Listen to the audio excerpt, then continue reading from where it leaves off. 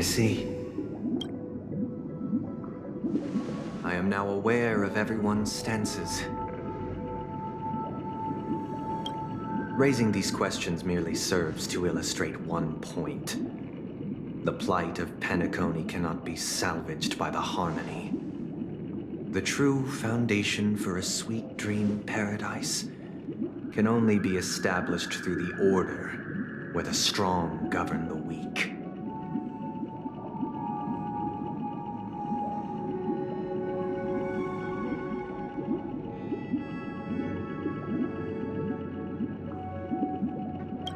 I know the suffering of being tormented, the turmoil of losing your way, how sorrow and even despair set in when matters don't work out.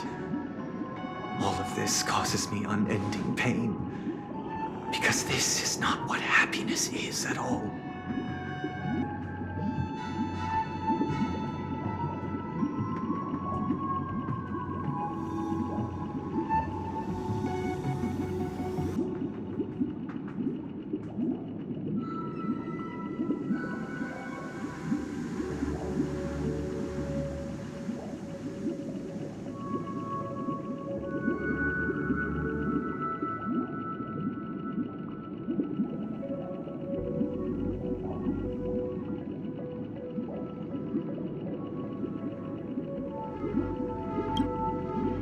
We must teach the weak how to live a happy life. And this life isn't some noble propriety that the upper crust preaches, but in definitive terms, a way of survival that belongs to everyone.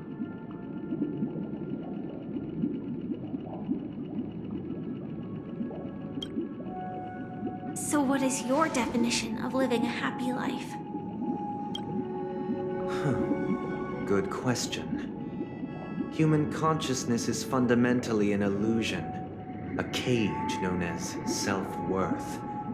People lured in by this illusion make mistakes, yet still ask that external influences bear the burden. When one mistake after the next permeates the masses, they become impossible to trace. Thus, the amassing of these individual cages culminate to form a prison, a place dictated only by the rule of survival of the fittest.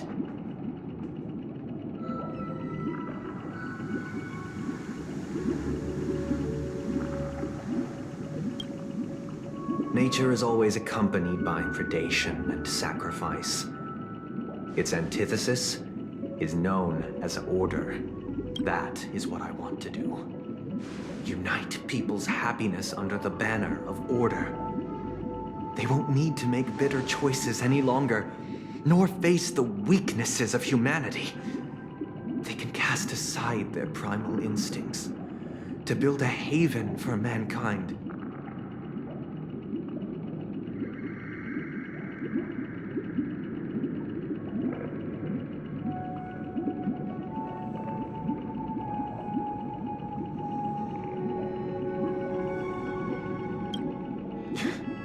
Simply describing thoughts is far too abstract, so allow me to provide a simple example. As you all may know, there are societal norms like weekends and long weekends that exist on some worlds. During these hard-earned rest days, people are given the chance to extricate themselves from the stresses of everyday life, allowing a certain tranquility to return to their souls. And it is only on these days that people do not have to adhere to the law where the strong prey on the weak. They can live out their lives happily during these brief intermissions.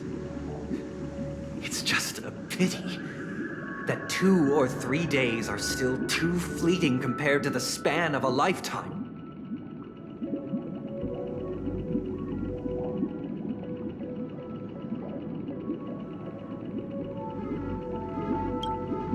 From where I stand, society's ideal system should be 7 rest days. Following Sunday, there should ensue a second, a third, and indeed an infinite procession of Sundays. This should be the face of the new world. Idyllic, eternal, peaceful days. And thus, every person can return to their base selves in this utopia. Some gaze in reverence at the stars, pouring their whole beings into calculating the distance between us and the isolated world of Pagana. Meanwhile, some seek refuge in quiet corners, holding one another, unencumbered by the chains of unwelcome obligations.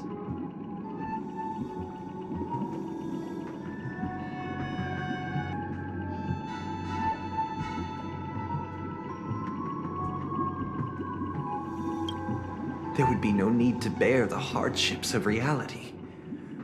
Only in this way can humanity face the inevitable end with the purest of spirit, living a life of dignity.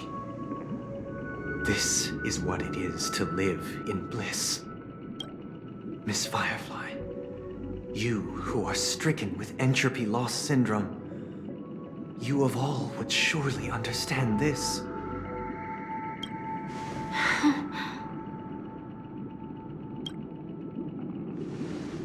It sounds like a flawless theory.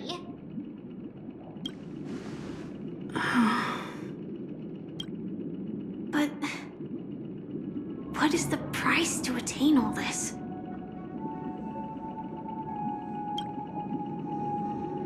The cost is minute, merely a personal and eternal sacrifice.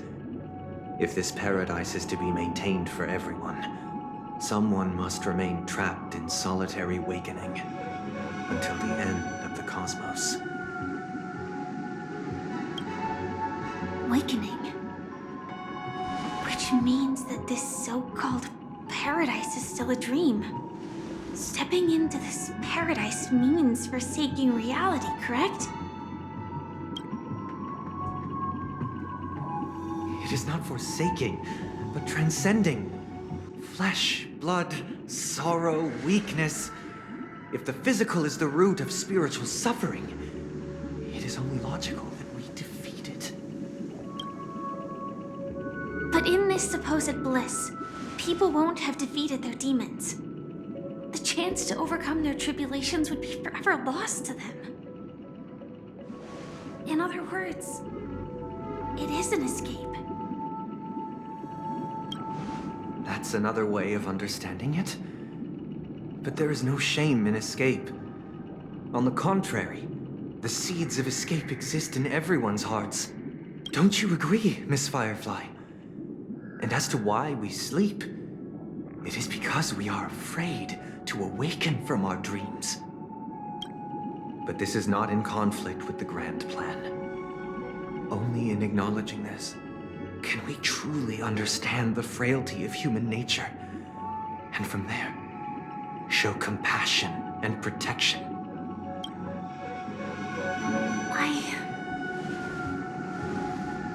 I admit that you are a born leader. Your perspective on humanity brims with pessimism. Yet you express compassion for all, even when your heart pities them.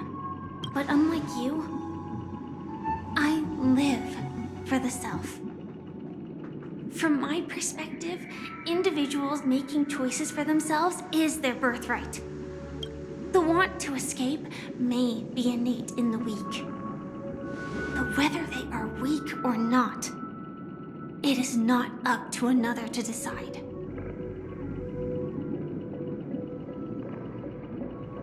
Perhaps in your mind, you also view me as weak?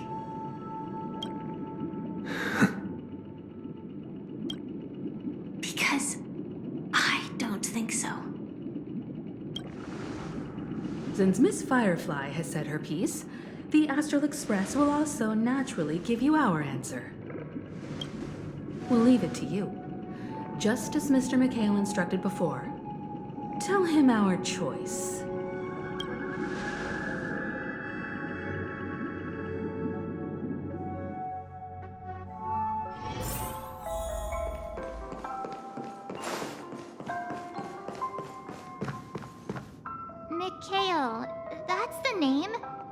Now we all know him as the Watchmaker.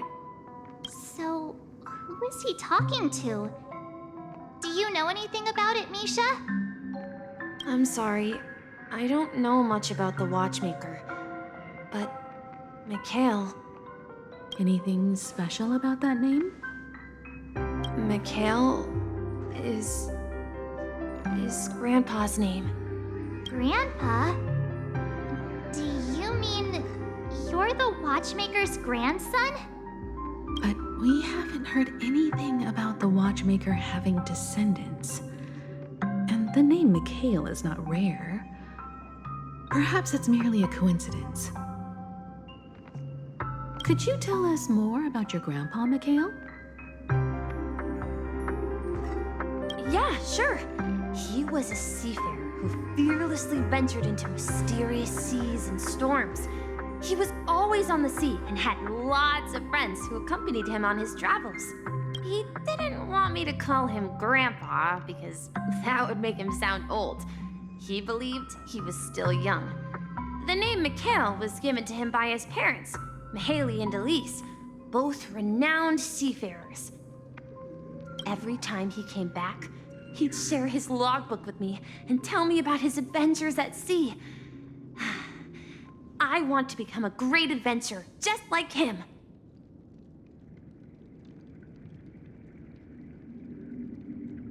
It appears that the Seafarer has nothing to do with the Watchmaker. So, perhaps it's just a coincidence? So, where is your grandpa now? He went off on a new journey, and it's been quite a while since I last saw him. So, where has Clocky gone? Did he leave to protect Dreamville?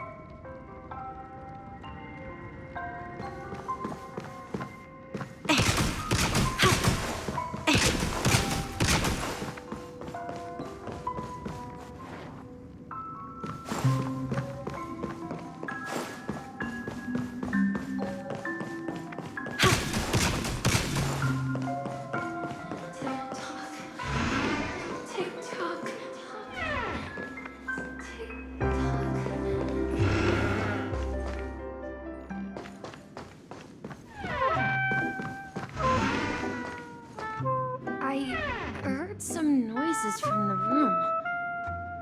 Origami Bird? That's a friend of mine. You and Origami Bird are friends? Yeah. It's a member of the Compass crew, just like Clocky and Miss Mirror. And there's more than just one Origami Bird.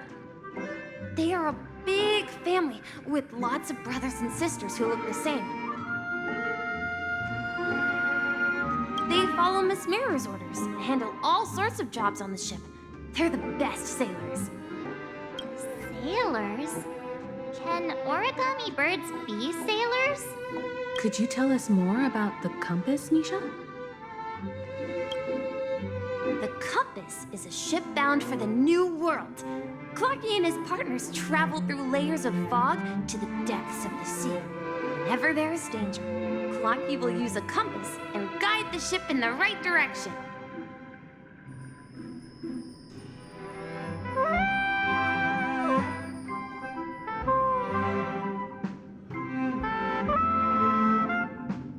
That's a great story.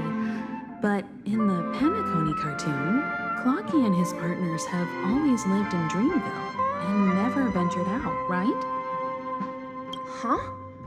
Oh, that does seem to be the case. Weird. I clearly remember Clocky arrived in the New World in the end. Perhaps Clocky has a hidden past. I think I hear the sound of water. You once mentioned there's a magnificent fountain up ahead.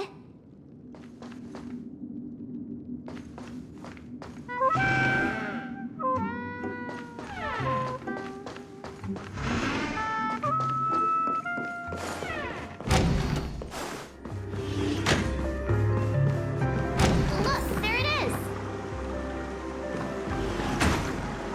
The water resembles resembles a precious jewel embedded in the dreams of all seafarers. Every time I gaze at the shimmering lights beneath the waves, it feels as though I'm back in this place, standing by your side. Have you recalled anything, Misha? Yeah, I saw these sentences in Grandpa's logbook. He used to say that despite the perils of the sea, whenever he stood on the deck in the afternoon, overlooking the sparkling waves, he would think of this fountain in front of his house.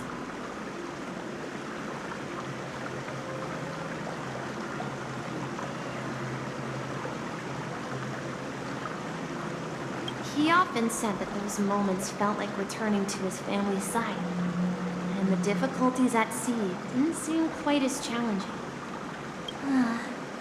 You know, I quite understand such sentiments.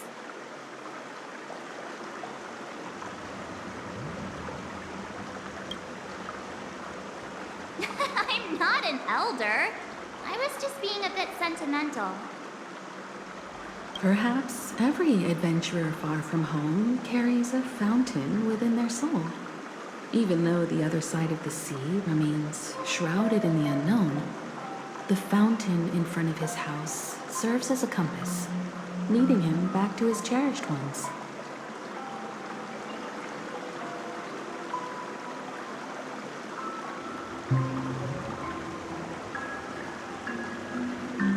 Yeah, while Grandpa was at home, we would stand by the fountain and place the compass, a toy boat that I made, into the pool. Back then, I would ask him when I could go on adventures like him, and he would always laugh and say I was still too young.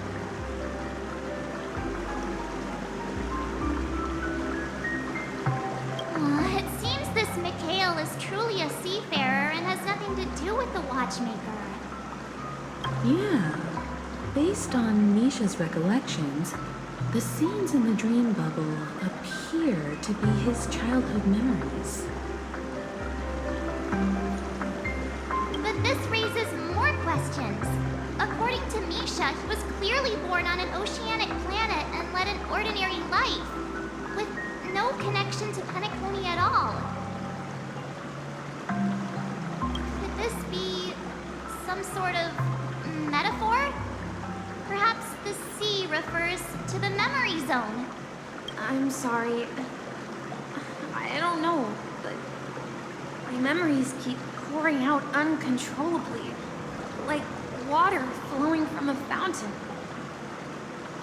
Perhaps I'll remember more things if we go further.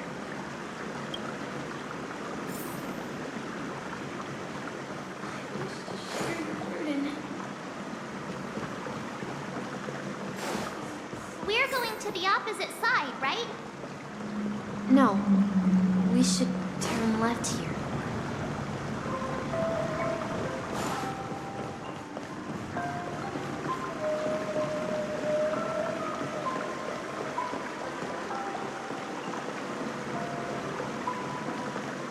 Huh? Something feels different about this place. This is it. I remember this corridor. I want to go through.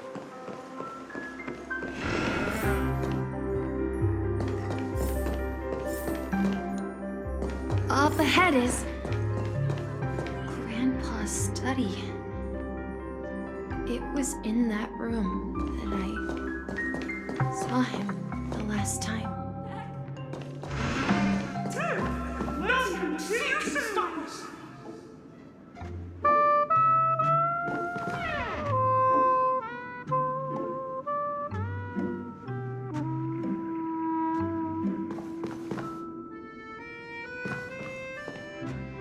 The atmosphere in this room feels totally different. Misha! You finally come! Clocky, you're here! Yeah. This is the room where we first met each other. Are those books on the bookshelf logbooks left behind by that seafarer? Yeah. Whenever he came back, he placed a logbook on the bookshelf in his room. They contain records of his expeditions to every corner of the world. He described our world as a fountain. At some point, the sea started to gradually swallow up the land where people lived. To ensure that everyone had land to settle on, he had to continue exploring the sea and search for the source of the rising seawater.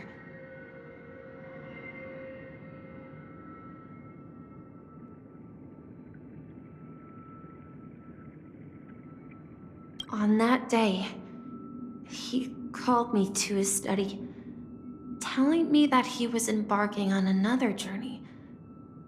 However, I could sense the gravity in his expression. It was the same look I had seen on my father's face before his final voyage. I asked him if I could go with him, but he said that my adventure lay elsewhere and told me to stay home and patiently await a certain sound at the door.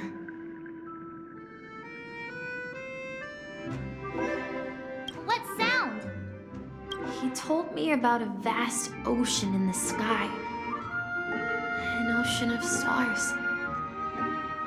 He spoke of a train that transports children with a desire to venture far away, traversing the sea of stars without ever stopping. He said that he knew the crew on the train, and that he had asked them to take me along. He said the journey I had always dreamed of would start there.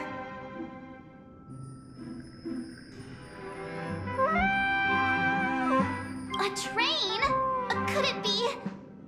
It's the Astral Express. I remember now. Grandpa's friends are a group of nameless who came to this world to resolve a disaster caused by a star. Then, he gave his pocket watch to me. It was his cherished treasure, appearing in every one of his adventure tales. He explained that difficult times were ahead, but assured me that the watch would guide me.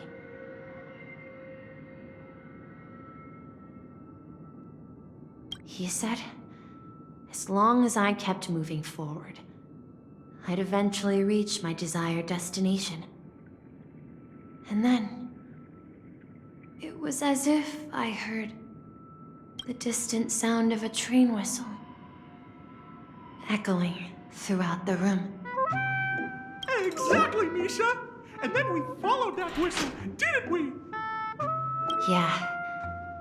I think I can still find the way we took back then.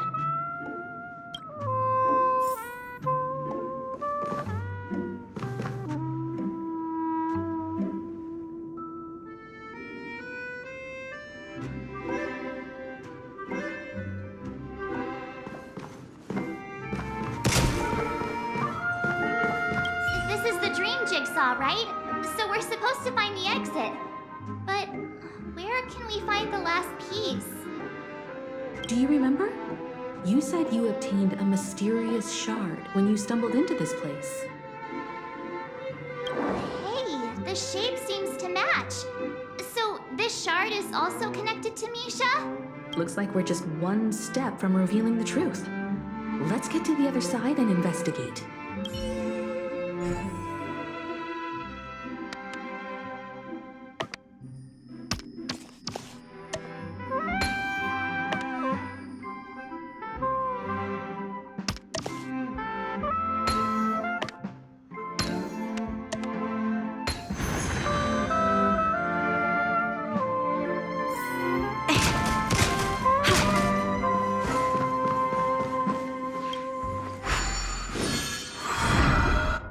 This is it. This is my room of clocks. While I spent my time waiting for Grandpa to return from his voyage, Walter gave me this workshop, and it became my secret base. Here, I learned how to repair clockwork and gears out of my fondness of precision mechanics. In my dreams, I was the captain of the compass, embarking on adventures with my companions, Clocky and Miss Mirror, in search of the new world.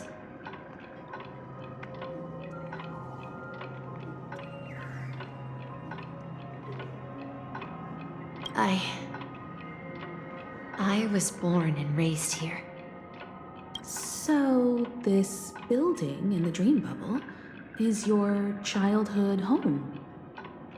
Yes, but not exactly. To be more precise, this dream bubble itself is my home. Looks like you've remembered everything now. Wait. Why does it feel like everyone else knows something I don't?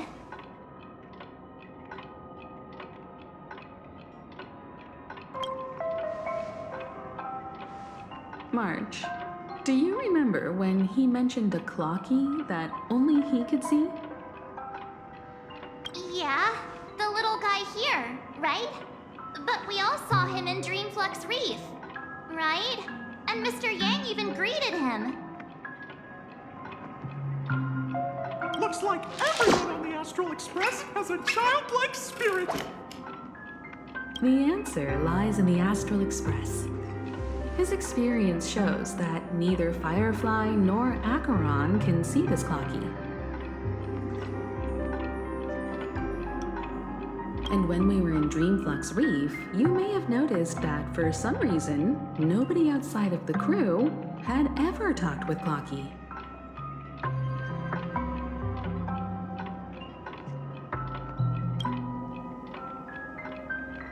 A mimetic life that can only be seen by a select few.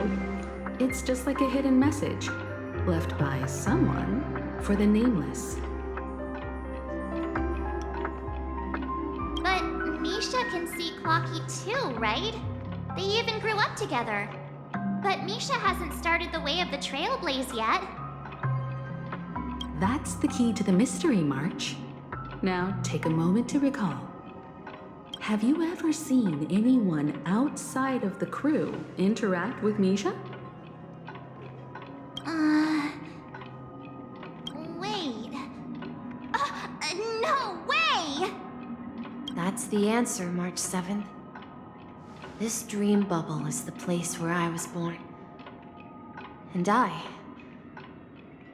a dweller in this dream. Just like a memory zone meme. I should have stayed here and waited for you.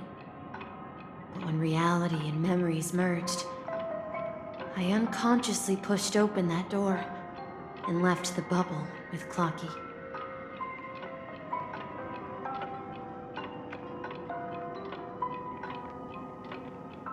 So it's not that the Watchmaker's dream bubble is empty, but rather the stuff inside ran away? And the whistle you heard was the sound of the express arriving at Penacony? That's one way to see it, but I believe there's a longer story behind all this. It's best for Misha himself to explain all the details.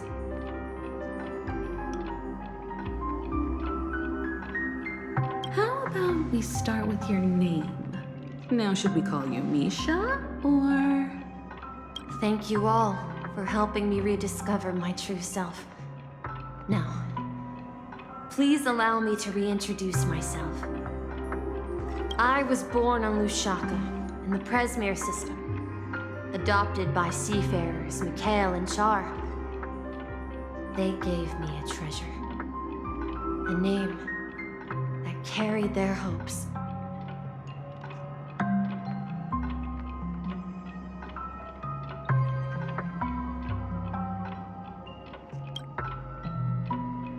Mikhail Char Legwork, or simply Misha.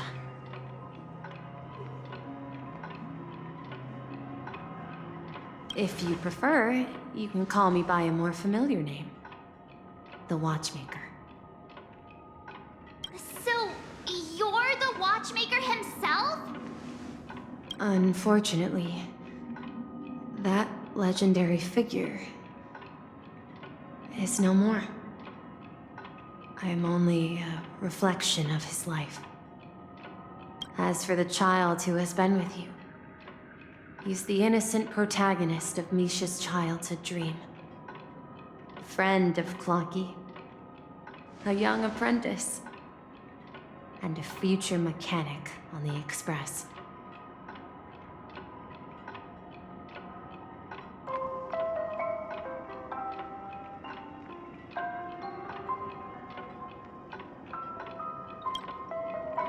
And this also marks the beginning of his journey, devoted to the Trailblaze. At the end of the journey, I left this little flame, which I so cherished, in my deepest dreams, hoping to pass it on to the nameless of future generations.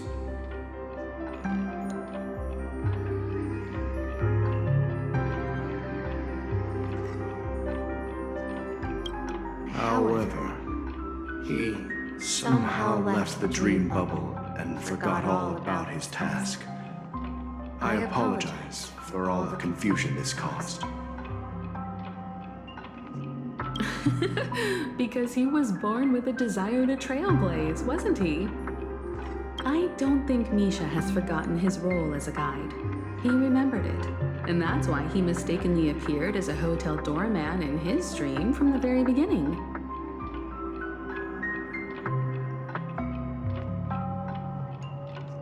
The one who brought our unconscious friend here must have been Misha. If that's the case, we encountered the Watchmaker's legacy from the beginning, didn't we?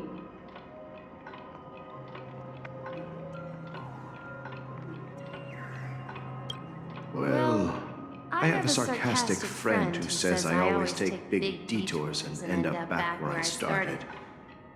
Perhaps that's what every nameless has to go through. But in the end, you found me.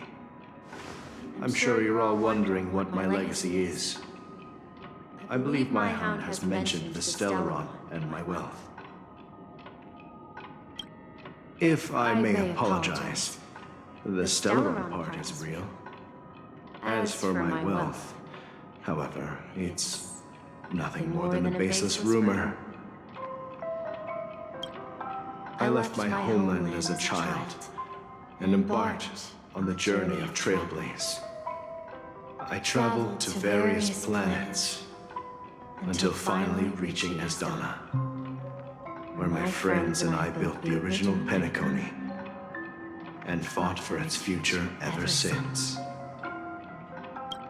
I've been moving forward all my life, doing what I could to overcome the obstacles in my path. But ultimately, my journey reached its end, and I left behind no possessions worth entrusting.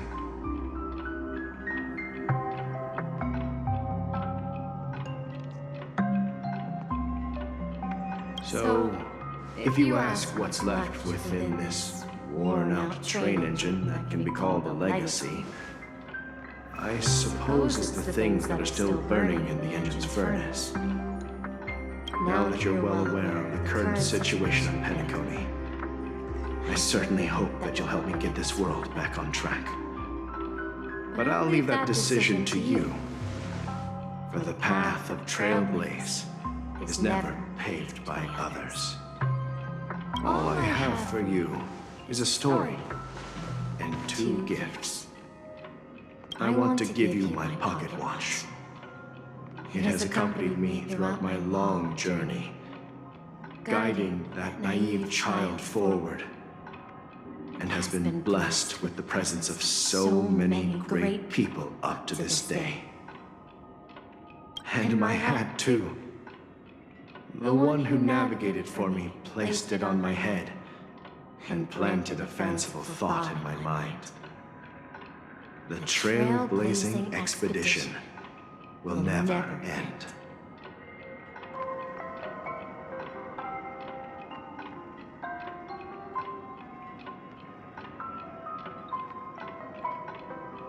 Now, it's time for you to make your choice. Once you've made up your mind, open that door and enter the long dream of an old man.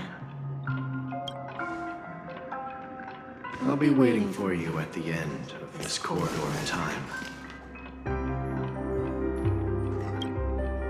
All right, everyone, let's make a decision. Although I don't think anyone will have any objections.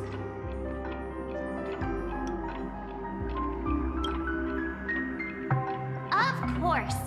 We've come this far. Surely there's no other option than moving forward. In that case, it's unanimous. Then let's proceed together to the end of this dream and tell Mikhail our decision.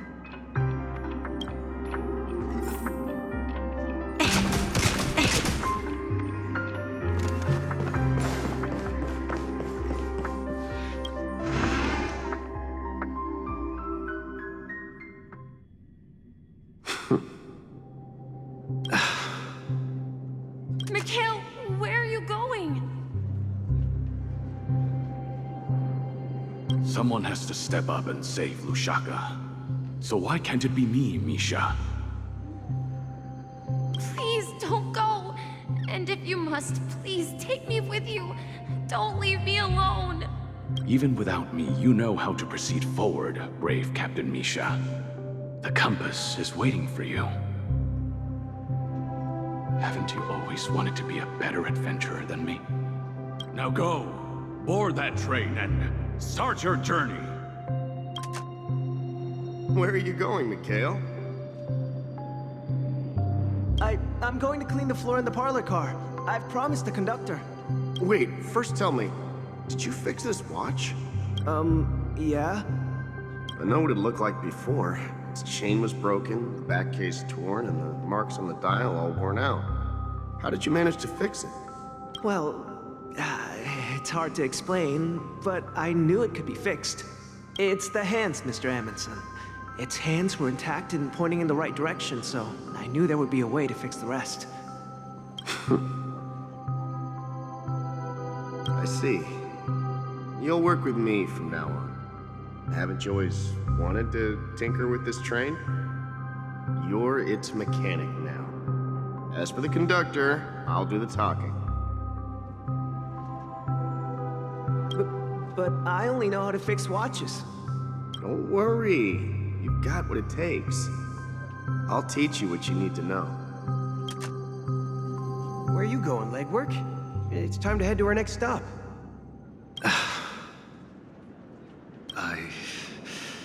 I'm staying in Astana with Rosalina and Tiernan. I see. This place reminds you of home. The people of Astana have only achieved a tiny victory and still have a long way to go towards true freedom. Hanunu needs us.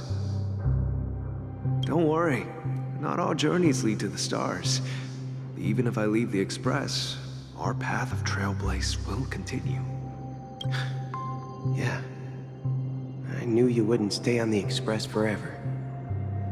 Leave in peace, my friend. And, take this with you. This is Mr. Amundsen's hat. But why? When he departed, he said he would leave it to his best student. Well, I suppose the time has come. Farewell, legwork. Take care of Tiernan and Rosalina. And don't forget to write to us. Where are you going, Watchmaker? Don't worry, Micah. Just going on a little trip. Someone has to be at the forefront of the interstellar frontier, and I'm the only former nameless in Penacony. So why can't it be me? Because you're all we have. Have you forgotten about Tiernan? The cosmos is way more dangerous now. What will happen to Penacony if we lose you too? But what will happen to Penacony if we don't find a way out? Ah, Tiernan. How could I ever forget him? I've spent countless sleepless nights asking myself why I didn't go with him back then. We Nameless won't stop. Don't worry, Micah. It's just a matter of getting back to my old profession. Just wait for me to come back. But if, and it's a big if I don't come back in one piece, then you'll become the next watchmaker. Where are you going, old man? Oh, you're here. Answer my question. What are you up to? Relax, Gallagher. I just came up with a great idea. Wanna hear it? Oh, come on! Aren't all your ideas just ways to get yourself killed? I may be blunt here, but you're the last remaining hero in Penacony. If you die too, the secret of Stellaron will go to the grave with you. Yes, I'm afraid there's no way out in Penacony, so I'll have to consider alternatives beyond Asdana.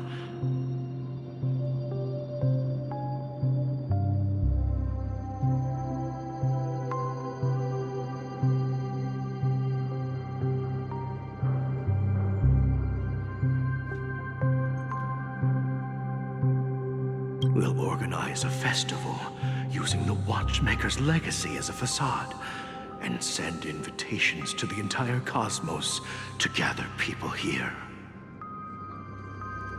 So, a desperate struggle against the family? Desperate? Don't we have you here, my friend? This task is challenging, but what hasn't been challenging for us along the way? Well, whatever you do, remember, make sure to send an invitation to the Astral Express. Misha! Where are you going? Oh, it's you, Clocky. Take me to Dreamflux Reef. Last night, I had a long dream about the day we met. I want to write down that dream. Write it down? Why? Oh, so I won't forget it. Do you remember how you got your name, Clocky? Of course! You told me that when you were a kid, you lived in a room full of clocks. Those wall clocks and pocket watches grew up with you and were your best friends. Yes, but what I didn't mention was there's a funny misunderstanding behind it. I was a kid, and there was always a special pocket watch in my memories. It was with my grandpa, guiding him on his sea voyages and leading the way in his every adventure story. I wanted to have a pocket watch like that too. And that's when you appeared in my dreams. Yeah. Every night, we boarded the compass and set sail together. But you know what? It wasn't until the day my grandpa gave it to me that I realized it wasn't a pocket watch at all. It was a compass. So, your name should have been Compassy. And the Watchmaker is just a nameless.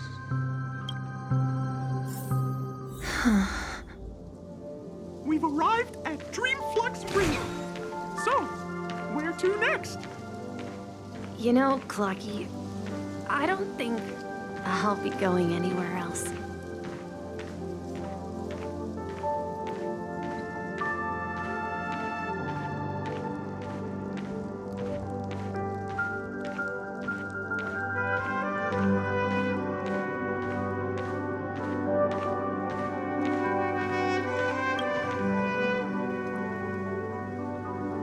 traveled far enough. And it's time for a little break. Oh. So, we'll set out again. When you're rested? No, I'll stay here. And then, this is where it ends. This is where it ends? What do you mean, Misha?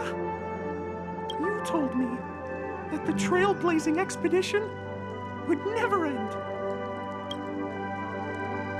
Yeah, that's what I said. So now, it's up to you to decide your next destination. My next destination? What's that supposed to be? I've been following you. Misha? You're acting weird today.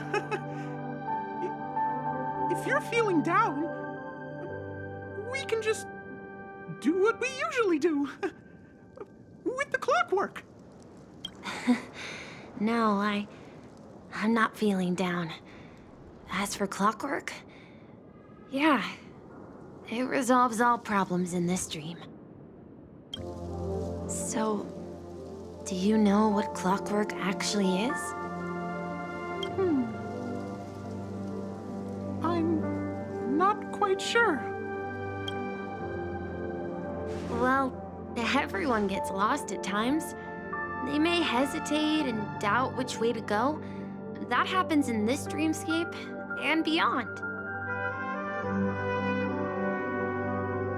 But don't worry. Everyone goes through moments of uncertainty and hesitation. Eventually, they gather the courage to make bold decisions. Whether it's calming, joyful, angry, or sad. All they need is a little nudge to take that step toward where they truly belong. I'm leaving that little nudge with you, and I hope you'll share it with others.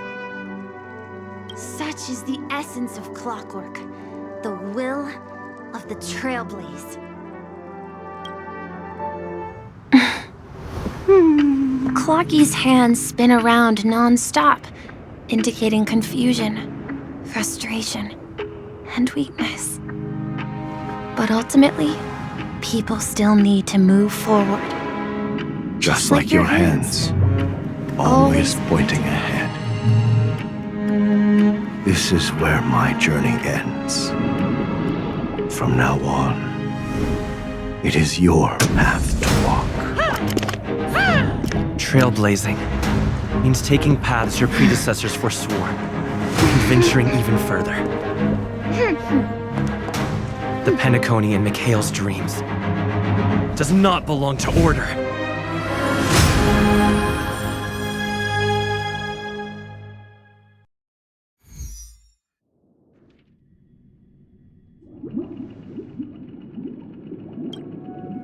I can't believe that Eon would cast a glance at Penacony at a time like this. Is it because of the resonance from the legacy of the Trailblaze? Or perhaps the bond between you is so strong that it even impresses an Eon?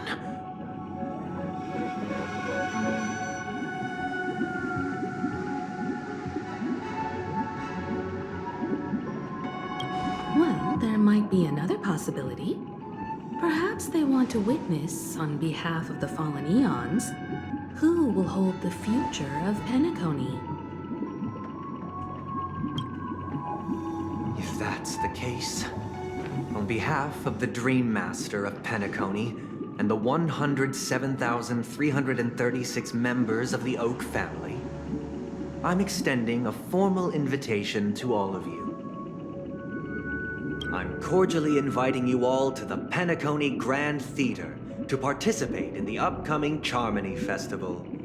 And, of course, you won't be in the audience, but on center stage. Since the future of the Stellaron, Penacony, and even the entire cosmos is at stake, let's draw a conclusion there, in all fairness. If you truly believe in Akavili's path, then show me their courage and determination.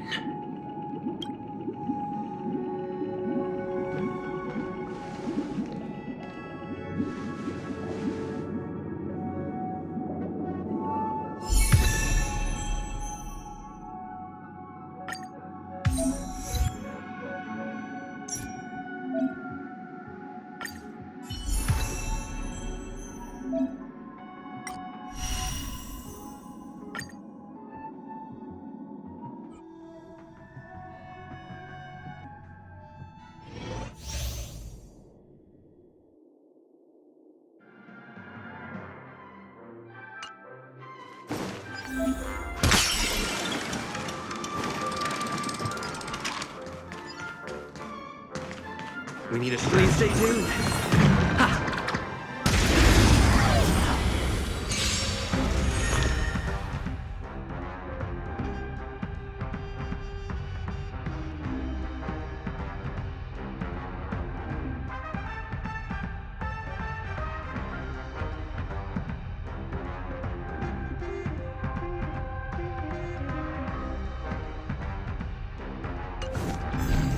Time to test our rapport. Let's improvise. Commencing support.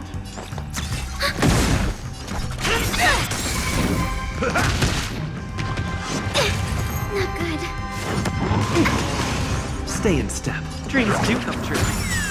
Enemy targets detected. Do you admit this crime? Enemy data secure. Net markers activated. Time for a good old counter. The mood is set just right. Let the show begin!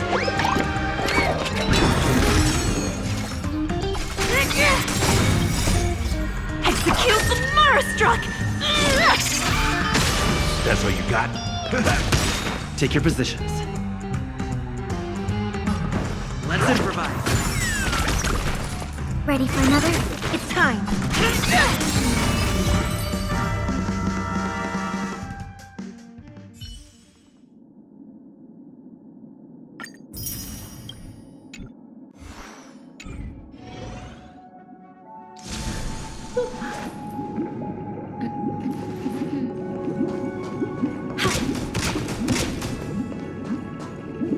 Does that mean he wants to fight us during the Charmony Festival?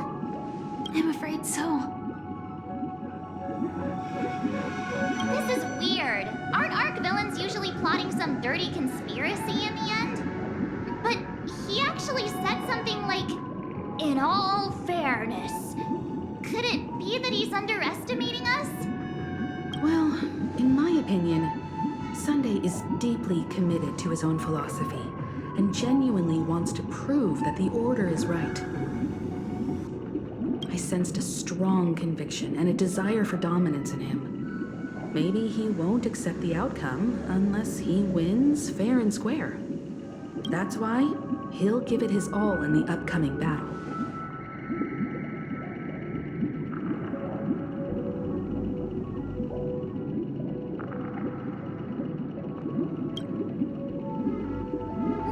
You.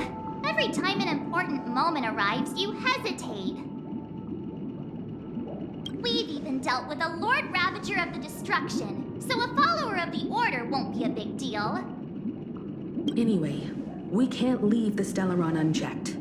This is about trailblazing a bright future for Penacony and fulfilling Mikhail's and his predecessors' long-cherished wishes. Now that we've taken up the mantle, we can't afford to fail them. However, the same applies to the Order. Their plan didn't materialize overnight, and they have the profound collective consciousness of the planet of festivities behind them. A desire to dream, to slumber and escape reality. All those hidden emotions have given birth to the sweet dream of the Order. They've harnessed the will of an entire planet to create an eon. This confrontation is far more complicated than a simple power struggle. To secure Penacony's future, fighting on the stage alone is not enough.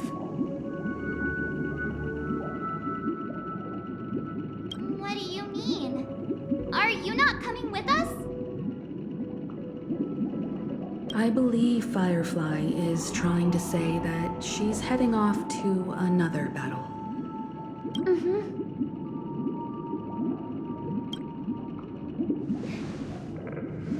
Before I left, the Destiny Slave told me that this journey would bring unforgettable rewards. Even though the script he gave me only had a few lines, I couldn't ignore them. Because one of the lines said, "I'll experience death 3 times in the land of the dreams." 3 times? This can't be serious, right? The first time was a painful death when I was stabbed by the Blade of Dormancy, which led to all subsequent events. The script will always come true, but in a way that will only be revealed when that page is turned. So now I've understood the meaning of my second death. And I am prepared to face it. If all goes well, my efforts will provide crucial support for you. Only by achieving victory in this battle can we secure a future for Penacony. And only then, my third and final death won't come true in the most terrible form. The most terrible form? Does that mean... The true death, where everyone in Penacony loses themselves completely in the eternal sweet dream of the Order. We must do everything we can to prevent that. Have you made up your mind, Firefly? Yes. Otherwise, I wouldn't be here. Thank you again for your assistance for the Astral Express. May we meet again, in reality. Yeah. Farewell, everyone. May your trailblazing expedition never end.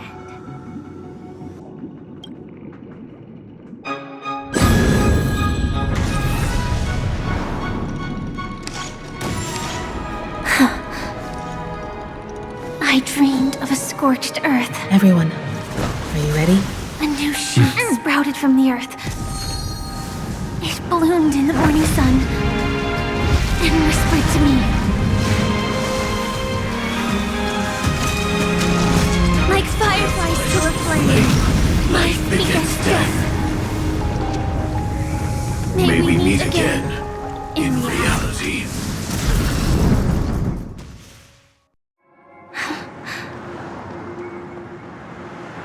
After today, Japella's name will disappear from cosmic history, and the Everflame Mansion will take its place. In the not-too-distant future, you'll receive an invitation. That's your next stop. Land of the dreams. Penacony. I hope you find whatever you seek there. Be it answers or salvation. You mean my 3 deaths? Silverwolf told me about it. It's such a shame that it's not part of my script. While I want to live, I'm never afraid of death. The opposite of death is eternal life, and that's something I'll never desire. People die, and I am no exception. Death is like a script, a fate that cannot be defied. But that's exactly why we have to choose where we want to rest forever. Do you exist just to perish? Are you not the same, Blade? The end you desire is not one dictated by others. If I were to die now, I would only be a weapon. I believe I should die as a human. Though its definition escapes me, isn't this the answer that ordinary people look for their whole lives? A name that can be carved onto their tombstone. A tombstone that belongs to me once bore the inscription, Glamoth's Iron Cavalry. Then it changed to Stellaron Hunter. But one day, it will bear the name Firefly. And all the brilliance she showed at the end of her life.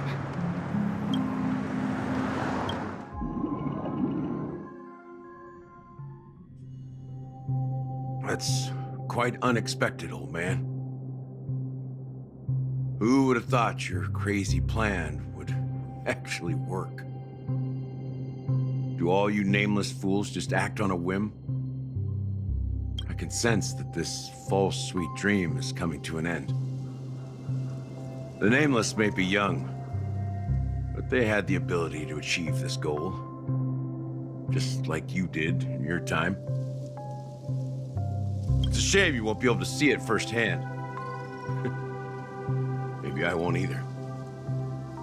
Once something fictional is seen through, it ceases to exist. Yeah, not just those nameless. Even Mr. Wings is just like you. Stubborn, won't listen or give up, no matter what. Well, fate is unpredictable, I guess. If we weren't bound by those cursed paths, maybe we could have had some good talks. But in the end, we managed to do it. And now we can find solace. Remember how those idiots cursed us? They said, "Go to hell, you worthless traitors."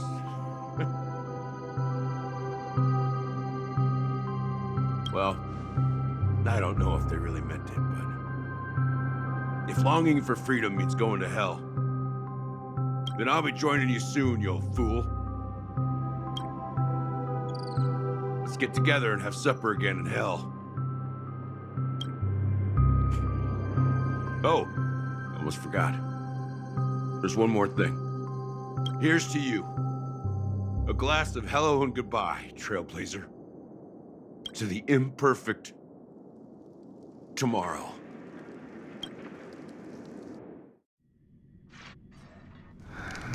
It's warm here, isn't it? You're lucky to have found shelter from the rain. Let alone fresh berries in this desolate place.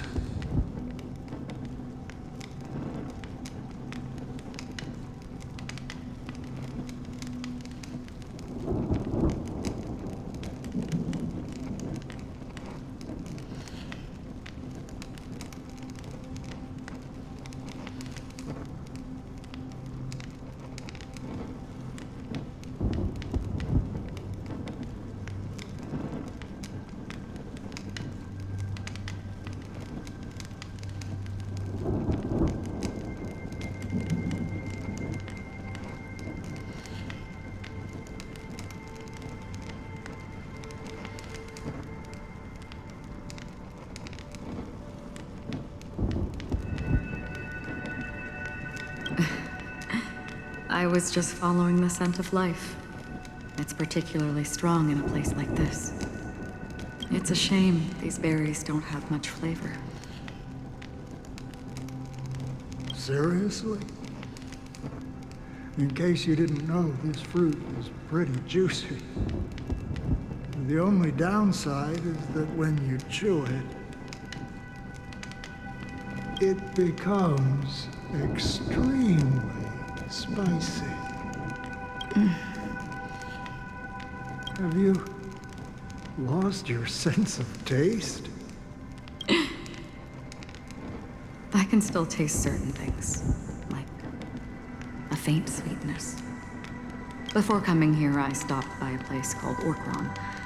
It had barren cliffs and nights lit by bonfires. Burgundy snow would fall from the sky, and when it landed on my tongue, it tasted like raspberries. The flavor wasn't exactly sweet, but it left a lasting impression.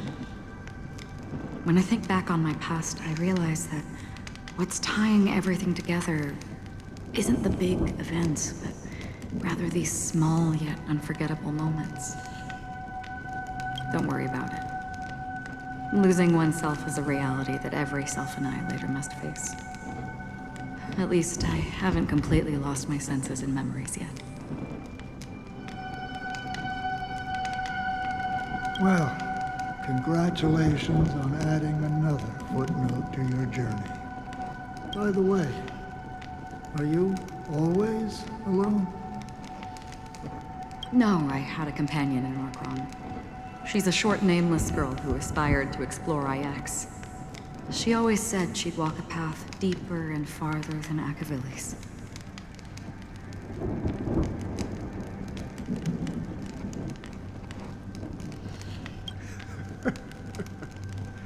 Quite an ambition for such a small girl. So, what happened? She became stagnant water.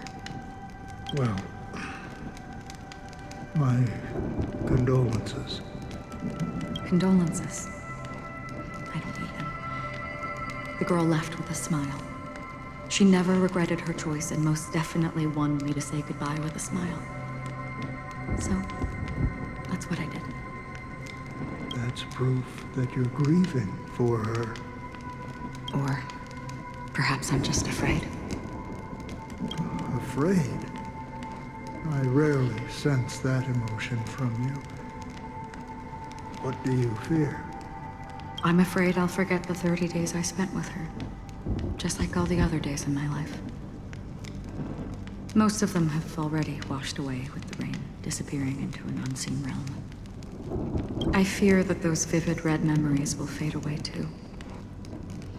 There isn't much color left. And besides this faint, warm red, there's almost nothing. Hard to imagine. A ranger accustomed to bloodshed, destruction, and chaos finding warmth in the red color.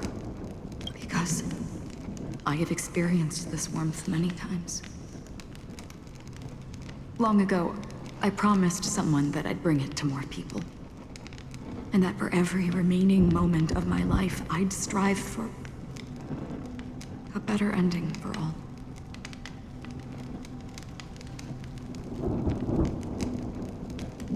As long as this red color still lingers, I have a chance to fulfill that promise.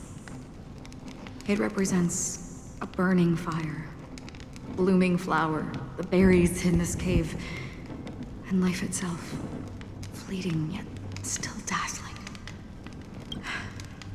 In the end, it will lead me beyond the horizon of existence. And on the other side, I will cut off nihility. The one blessed by the sleeping and shapeless is considering how to kill them. That's truly pure nihility. But you're right about one thing. After spending so much time near this stagnant water, only when I look at this vibrant red fire do I realize that I'm still alive. When will this rain ever stop? Perhaps when the sorrows of the departed have finally quieted down, the sky will clear up.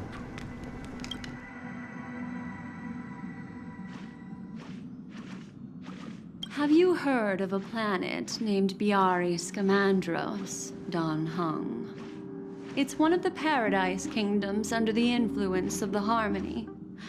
A sought-after wonderland for the inhabitants of the Dardanu Major and Minor systems. Half an Amber Era ago, the family held an unprecedented festival there. And after that, everyone on the planet became part of the family. Do you think the same thing will happen on Penacony? Yes. Or how else can we explain it? The family deliberately used the Watchmaker's invitation to keep all the Pathstriders here, but banished the Emanator of the Nihility. Because of the Nihility, I'm rarely affected by the power of other paths, but somehow I can unconsciously infiltrate them. Maybe that's the risk they're trying to avoid.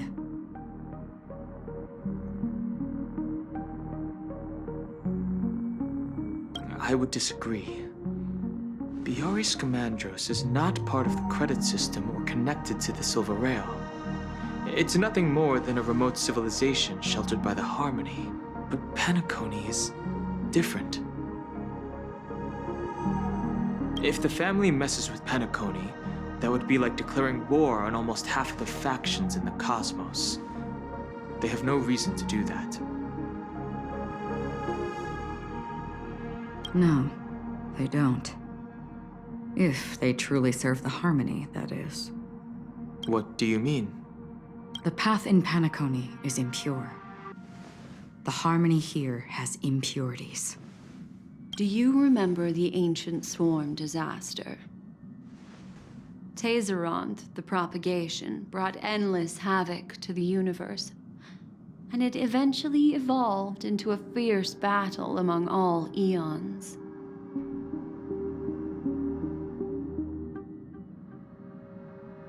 Two paths lost their eons in that war, the propagation and the Order. Coincidentally, their downfall is related to a certain eon. Shipe, the Harmony. Legend has it that they participated in the crusade against the Imperator Insectorum and devoured Anna the Order for unknown reasons. Holy forgaroni.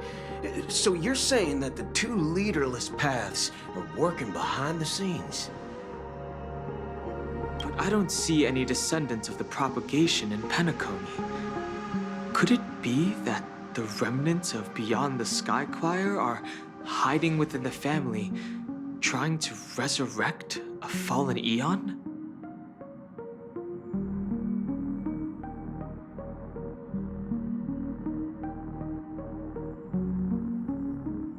I can't say for sure, but they're definitely planning something for the Charmony Festival. Dude, this is getting way too complicated. Is this why you want us to leave Astana right away? Are you giving up? The Charmony Festival will start soon. There's one thing that I need to confirm no matter what. A warp jump is the best way to do so.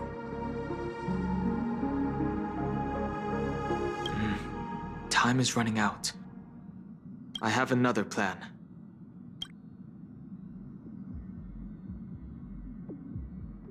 Hold on. Are you thinking of using the Jade Abacus of Allying Oath? Exactly. The assistance from the Lawfu Cloud Knights would be enough. Think it over carefully. You can only use that once in your lifetime. I have considered it thoroughly. My companions are... they're also once-in-a-lifetime treasures.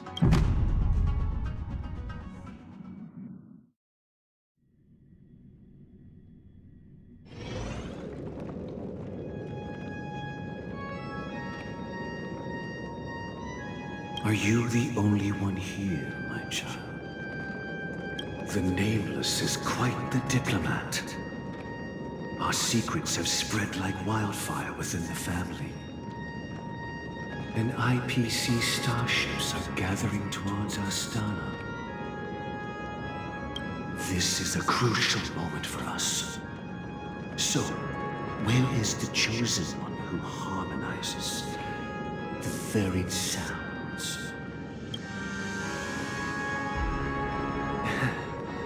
What do you mean, Master? I'm right here in front of you, aren't I?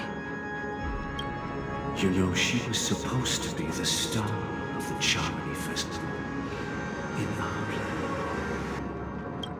But the plan has changed. As her brother, I know she doesn't want to sing for the Order, so I'll take her place. You've always been wise beyond your years. I'm sure you understand the consequences of your choice.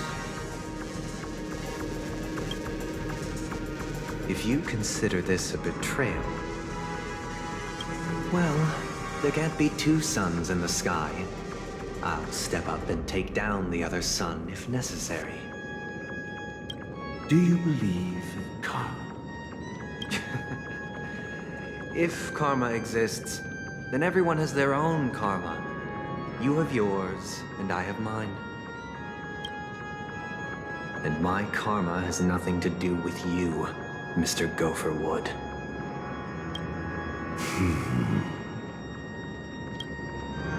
All right. Since you're willing to sacrifice yourself for her, I'll grant your wish. Well, the compromise came sooner than expected. Why? You and your sister were born as twins of the Order. And one of you is destined to follow this path to the end. Is this part of your plan? Of course. You're still as clever as you were when you were a child. The opening is near. Go, my child. Seize the power of the harmony and reveal your karma. I have one final question, Master. Why did you choose to bring the Order to Penacony? Wouldn't it have been better to choose a desperate world instead of a city filled with hope and dreams? Why? It's for justice, my child. If we lose justice in our hearts, we'll make the same mistake as the Harmony did. So, it's not you who manipulates the dreamscape with the Stellaron, but... Well, that's where our conversation ends. Go ahead. The 107,336 souls of the Oak family have dreamed of this moment too many times.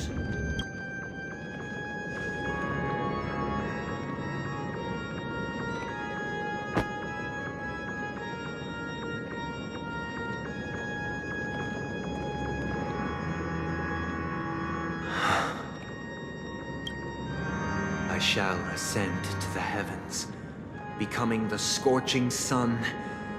Bathed in my light, my people shall flourish, while all evil shall be eradicated.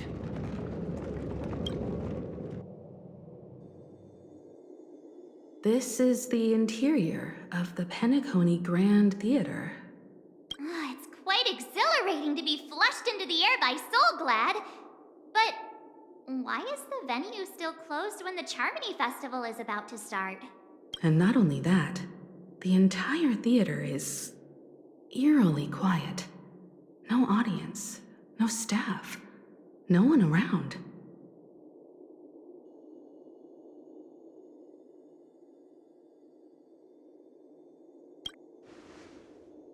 Even if we're late, a grand theater like this shouldn't be completely empty. Let's explore around. Be careful, everyone.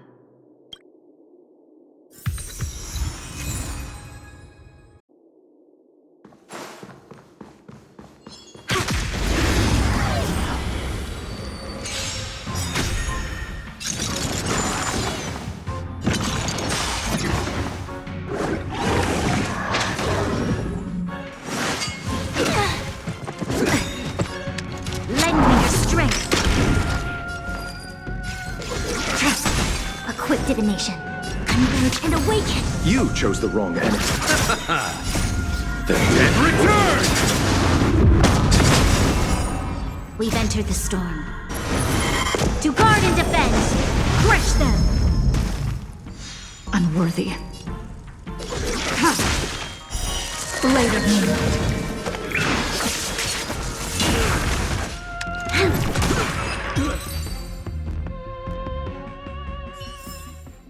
We shall take back what we lost. Ample supplies.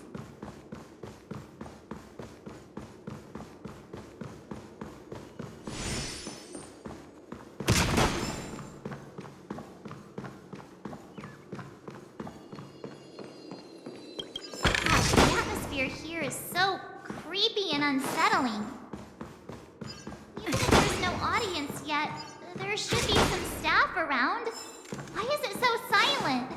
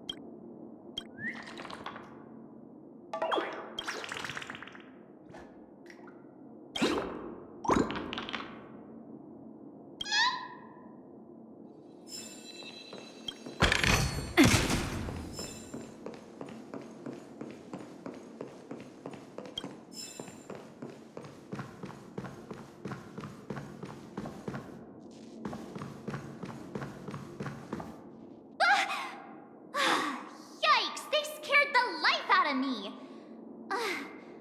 Why are there so many puppets at the ticket office?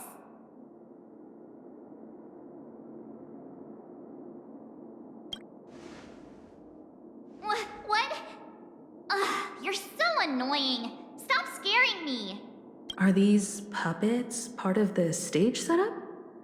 Even so, it's so eerie that the entire front hall is empty.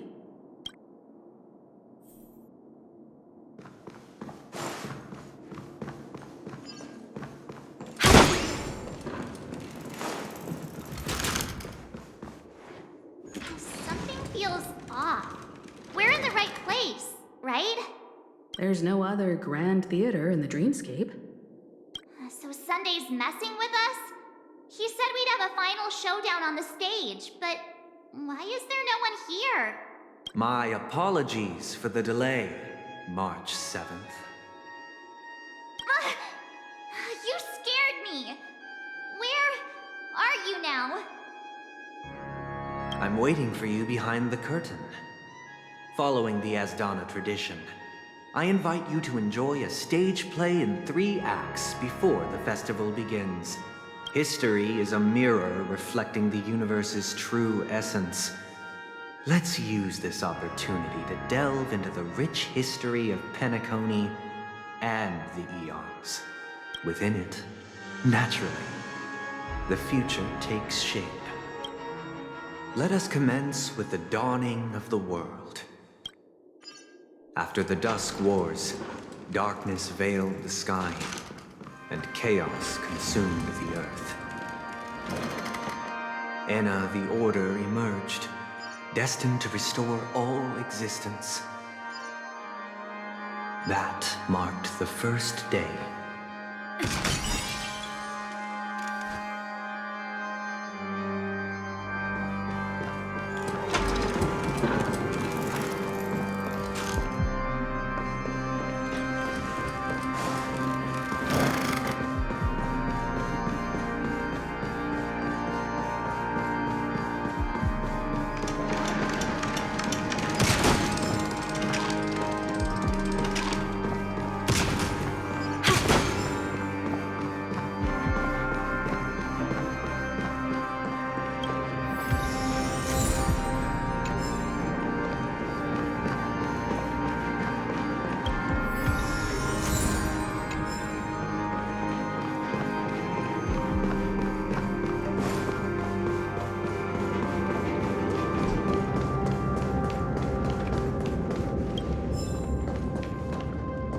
nebulae and forged them into pigs, thus creating a grand lyre with black and white keys.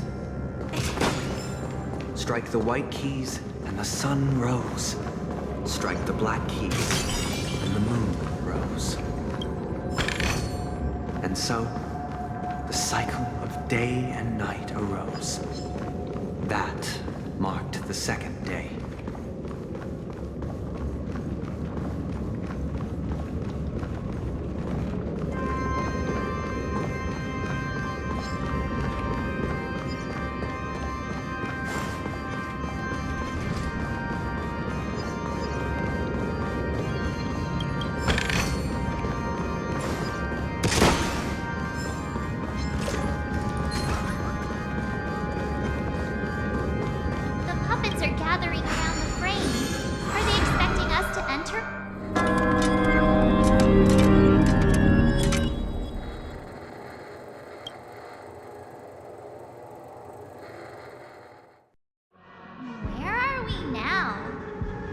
The atmosphere here looks similar to Sunday's inner world. Perhaps this so-called stage play is created with his abilities. This act is named Ode to Prisoner. Given the atmosphere here, I believe it's about Penacony's past. I thought things were finally looking up as I managed to dodge prison during my recent trailblazing expeditions. But now it looks like I'll be back behind bars again. I genuinely wish to avoid a violent clash with my esteemed guests from afar. Therefore, I've arranged 3 acts before the situation becomes irreparable. Where shall we start our narrative? Well, let's start with the time when Penacony was still a frontier prison.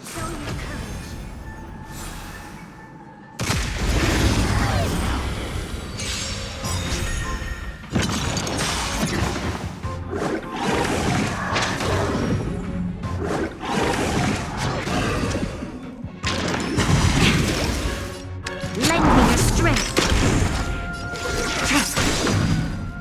It came together as one. No matter. Tedious. Blade of moonlight.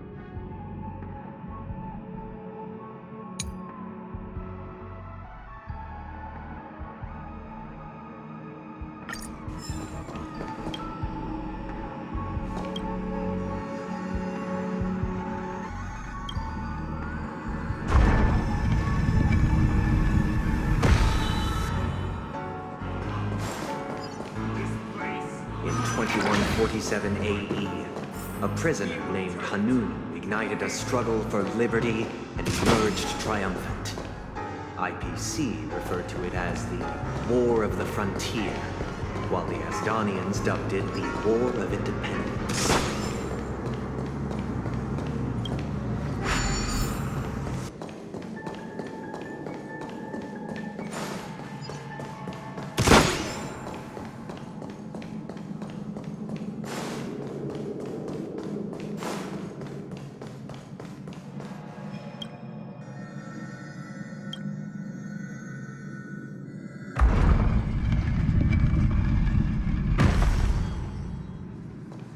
We've shattered the cages and expelled the It's guards. true that Hanunu was a legendary hero, but it must be acknowledged that while he bestowed freedom upon the prisoners, he didn't grant them true liberation.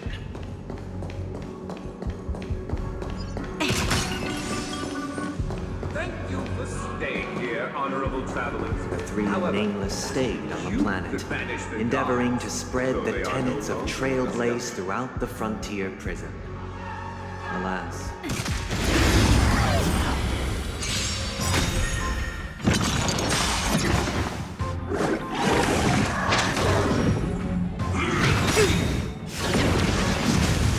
Time to lend me your strength. I see through you. Together as one. Human creations. You chose the wrong enemy.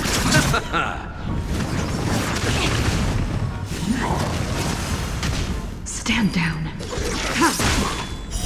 Blade of Moonlight.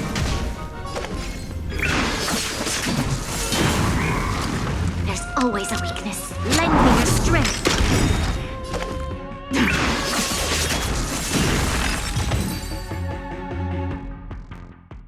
Thank you for staying here, honorable travelers. However, the three nameless stayed on the planet, endeavoring to spread the tenets of Trailblaze throughout the frontier prison. Alas, their efforts proved futile.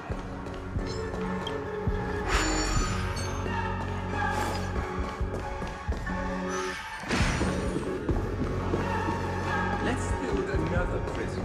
Once again, as Donna was engulfed in war, this time the enemies originating from within. The prisoners remained prisoners for the rest of their lives, fighting for freedom rather than living for it.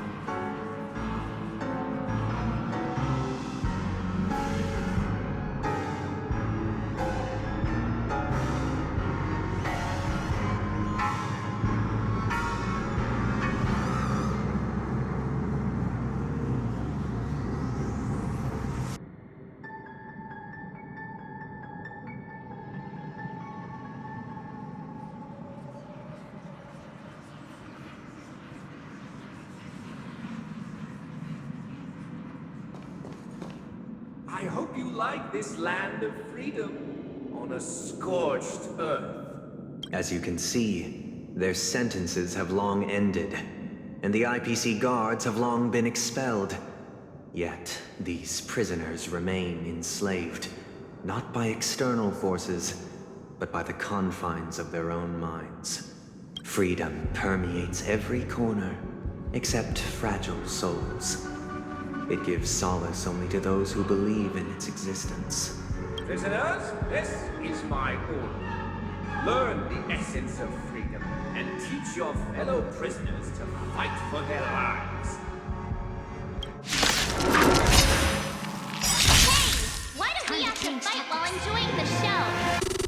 For I desire not only your enjoyment, but also your assistance in its completion.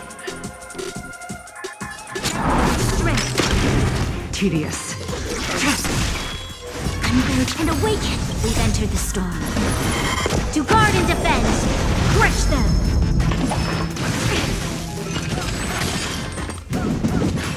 Troublesome. You chose the wrong enemy. Stand down. Blade of Moonlight. You'll pay for this. Lend me your strength. Nowhere to run. All will be revealed in lunar flame. I see through you. Try harder. Eternal Slip and return! This battle is unavoidable. Lend me your strength. Ready for time. A quick divination. Yin and yang. Lend me your strength. I see through you. Together as one. Human creations. Try harder. Tedious. Blade of Moonlight. We've entered the storm. To guard and defend! Crush them! All will be revealed in lunar flame. Receive divinity. Resistance is timely. Quick! You'll pay for lending me your strength!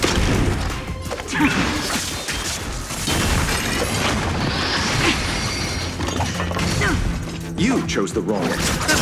I see through you. This battle is lend me your strength. No matter. I'll see you off. A quick divinity. Lend me your strength. Eternal stay. And return!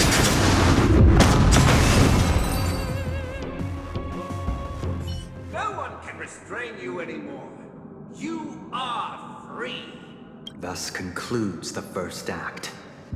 Amidst a raging war, the frontier prison headed toward becoming Land of the Exiles. This must be how Penacony was constructed. With the aid of outsiders, the prisoners were finally liberated and established the Land of the Exiles. However, it appears that Sunday aims to convey the spiritual plight of the prisoners more than the physical aspects of imprisonment. This show is a bit too literary for my taste. But the battle part is quite easy to understand. Anyway, we've arrived at the exit. Let's go! Puppets. Where are they guiding us this time?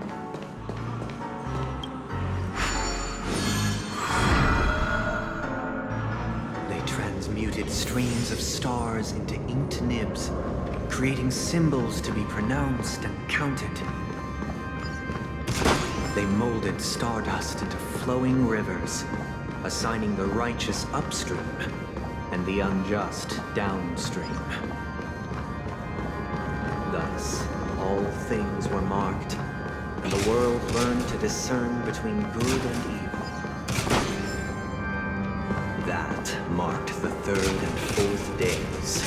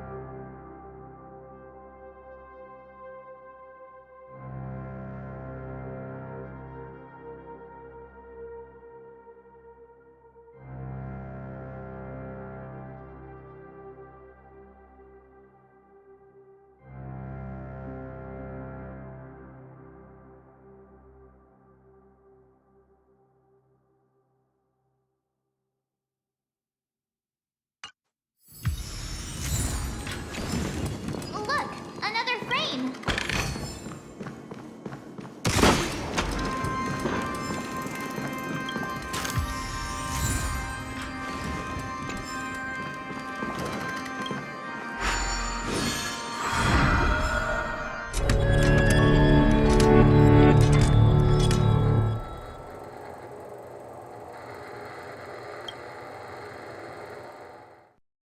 Ode to Fool. This must be the second act. The surroundings are different from before. The stage decorations look a bit tidier now. Behold, the ensuing peace never truly graced Land of the Exiles.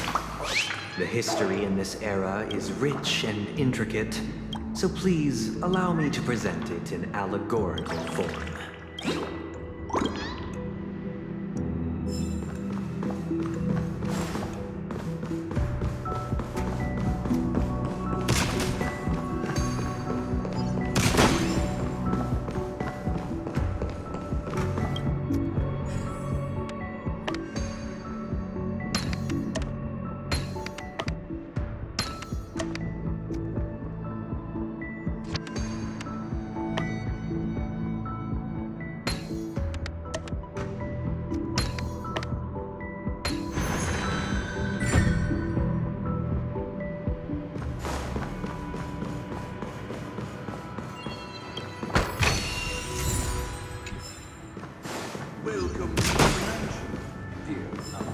land of the exiles was in disarray, besieged by both internal and external perils.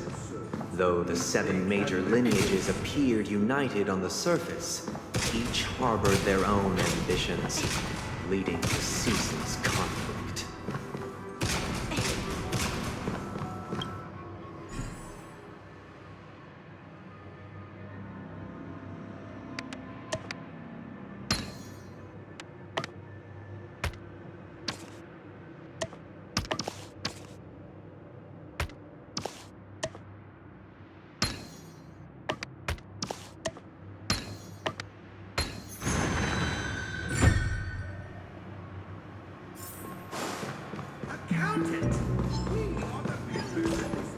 The Black Plum family was the first to fall. They withered away in the White Desert event, orchestrated by the Alfalfa family. My child, you did not serve the old master. The leader of the Alfalfa family sought to defect to the IPC, trading freedom for survival.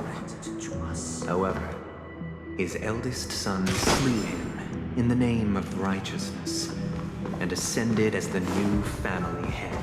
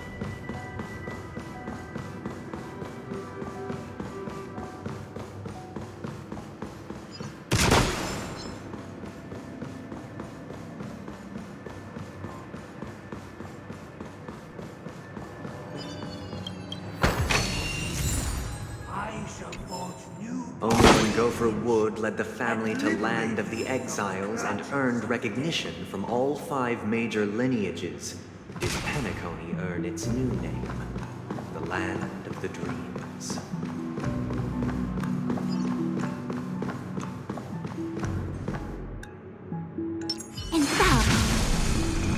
Dear outsider, I beseech your aid in purging this mansion of the poison spread by the lurking instigators. You want us to help you? What do you need? I wish they could regain their reason and cast away the shackles of hypocrisy. This is the second act. Looks like it's about Penacony's journey to becoming the Land of the Dreams, during which the family plays a crucial role. But this new master seems like a bad guy to me, don't you think? Perhaps this is the truth Sunday is trying to express, if you read between the lines. The Harmony changed Penacony just as the guards once did. Looks like we've gotta help those guys kneeling down over there calm down a bit, right?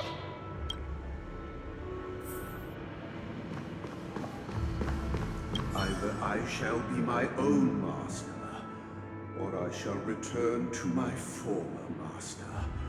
I shall not submit to a new master under any circumstances.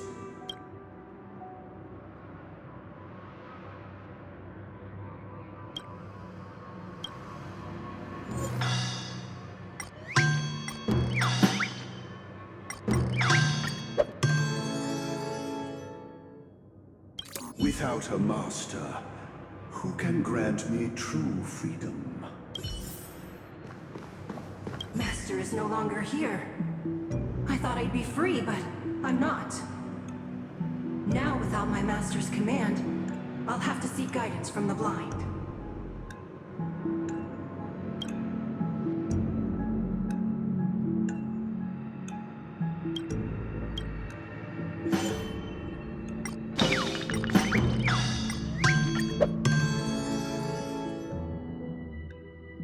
master is no longer here. I must seek a new master and serve them faithfully. Once, I stood as the most loyal guard among all the servants. Now, with my master vanished, it's my right to assume control of his dominion.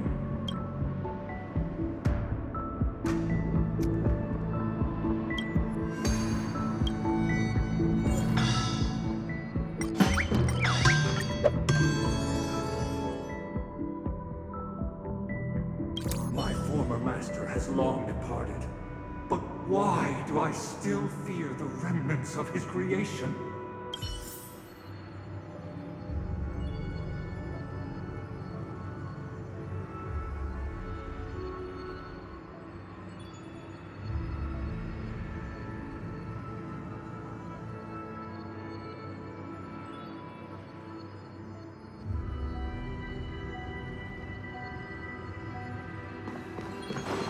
Master!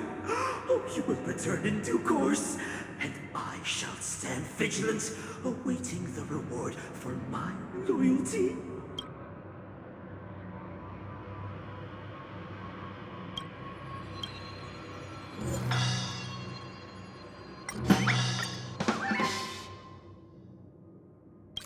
This puppet isn't responding at all. Did something go wrong?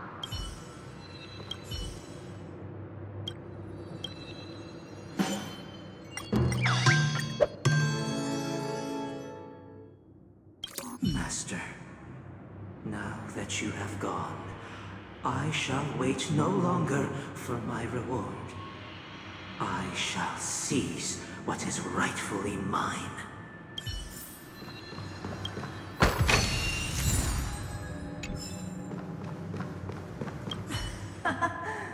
In the absence of my master, I am free.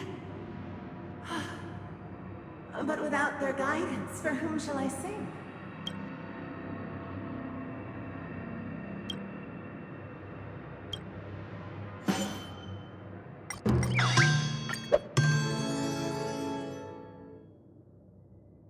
I shall sing for my new master, just as their noble voice once resonated throughout the cosmos. Thank you, dear outsiders. My servants have regained their sanity. Heed me, one and all. Your former master shall not return. It is through righteousness and unwavering support for one another that we shall attain true perfection. Cast aside the veils of hypocrisy and embrace one another. Get ready. Looks like another fight is about to begin.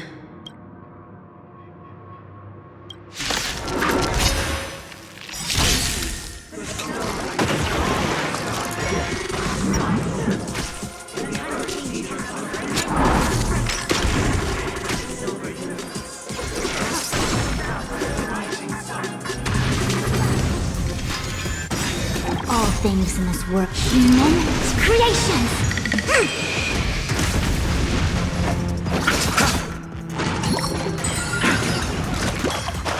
Stand down. Blade of Moon, we've entered the storm. To guard and defend, crush them!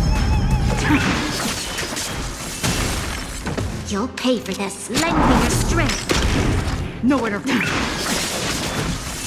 All will be revealed in lunar flame. I see.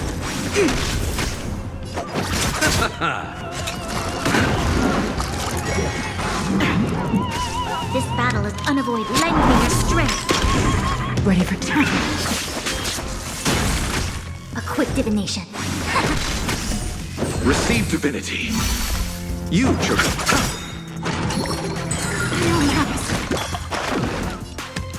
Lend me your strength. Converge and awaken. Yin and yang. Blade of Moon.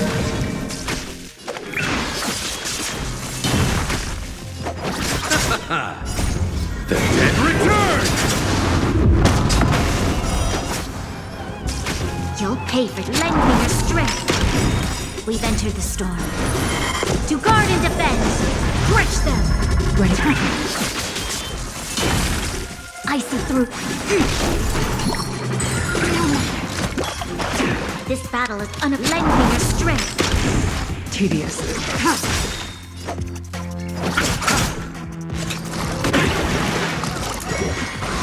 Troublesome. Together as one. All things human creations. Stand down. Blade of moonlight.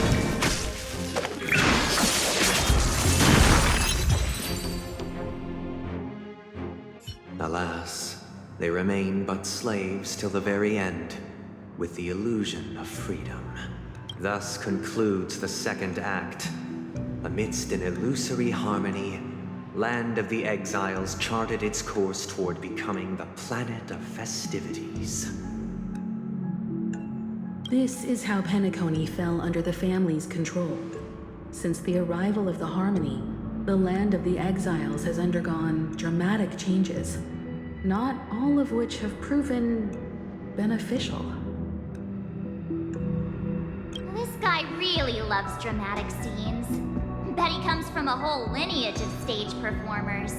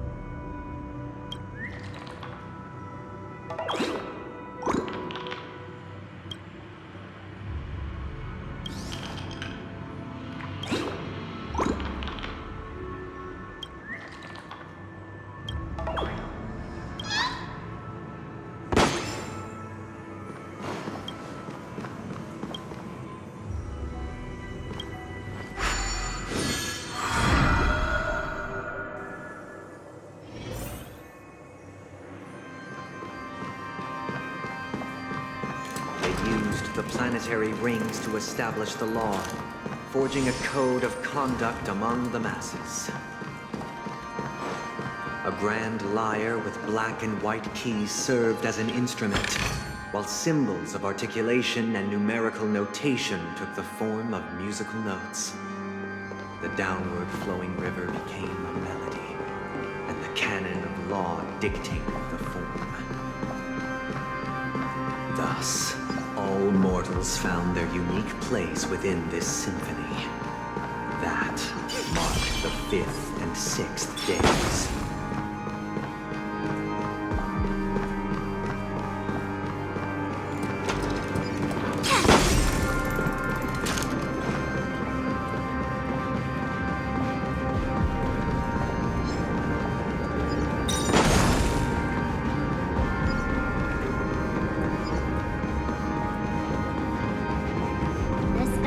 Really into these puppets.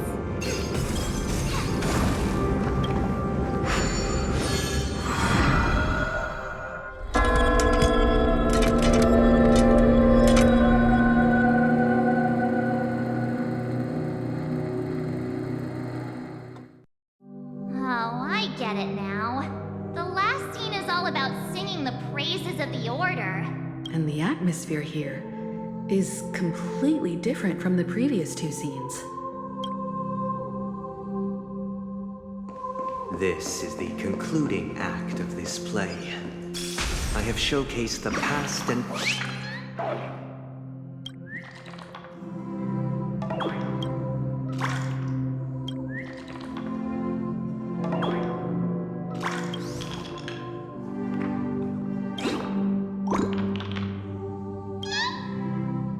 This is the concluding act of this play.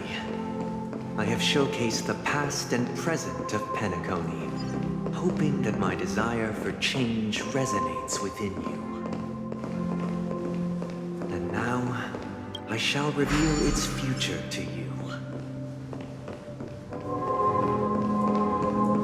Without a king, who shall bear responsibility for the people?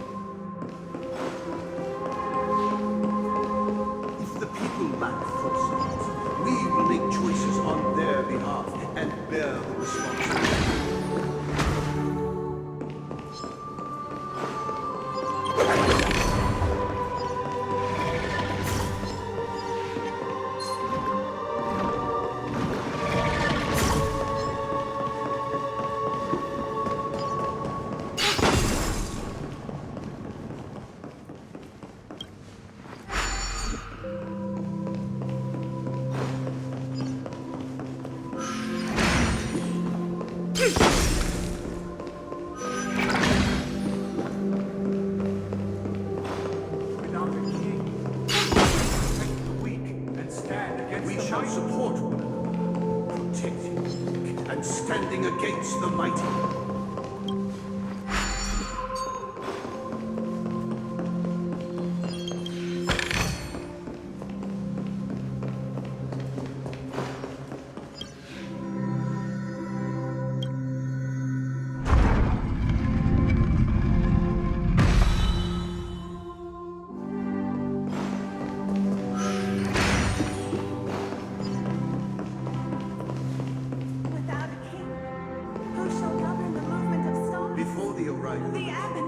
Everything followed its natural course, and so it shall continue even after the king's departure.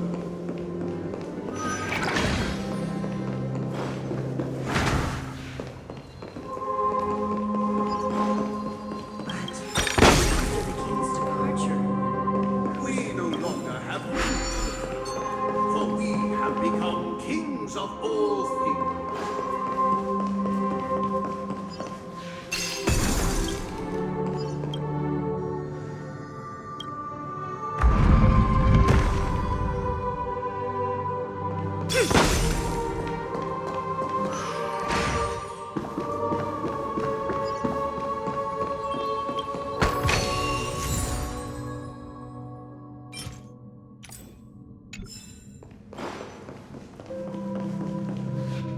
Hey, aren't we supposed to kick off a short story and have a fight here just like we did in the previous acts?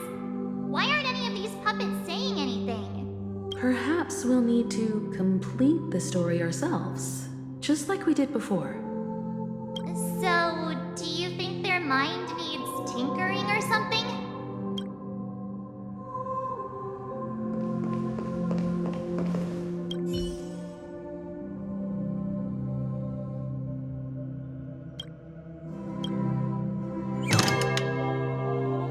Farewell, former king.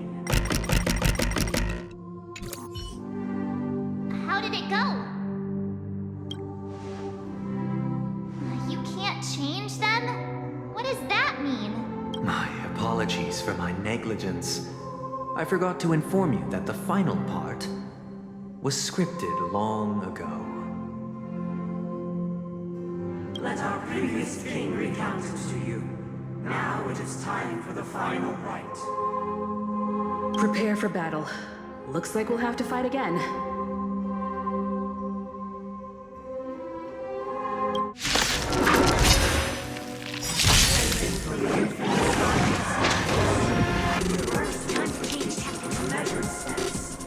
No need to remember me or seek my assistance. My mind shall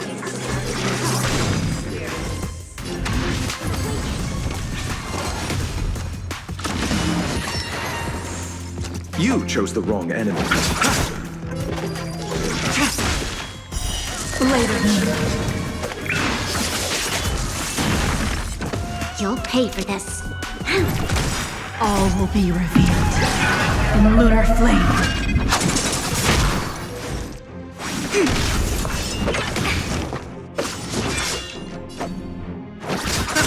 This battle is lending me your strength. Nowhere to hide. A quick divination.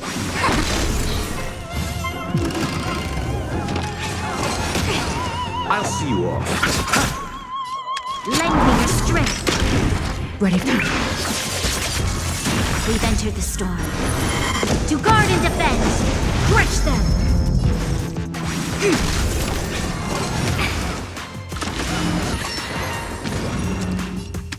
Lend me your strength. You chose the wrong enemy. Stand down. Later. Eternal stay and return! No matter. All things in the kingdom, creations. You'll pay for this. Lend me your strength. All will be revealed in lunar flame. I'll see you off. I see through together as one. Lend me your strength. Nowhere to hide.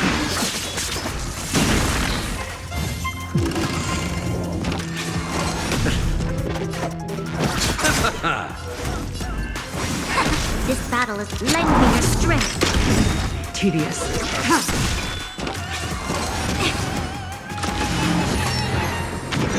I'll see.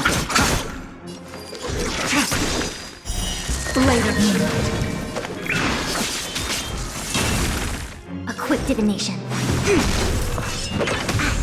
We've entered the storm. To guard and defend! Crush them! Nowhere to be. I see through you. You chose the...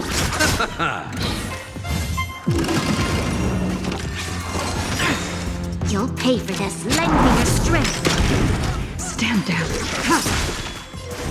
Converge and awaken. I'll see you off. Yin and yang. Tedious. Blade of Moonlight. This battle is lend me your strength. All will be revealed in lunar flame.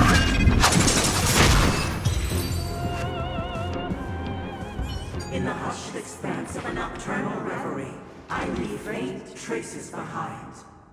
No need to remember me, or to recall the essence of dreams.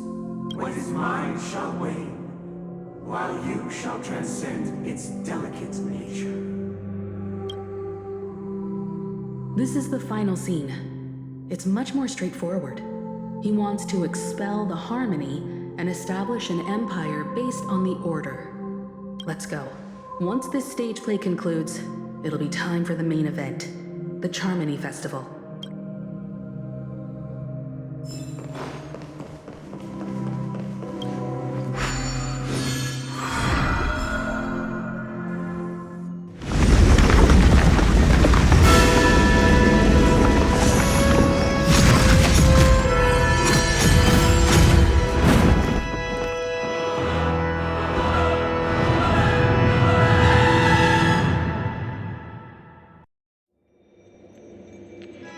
They imbued the world with meaning, perfecting all things in the heavens and on earth.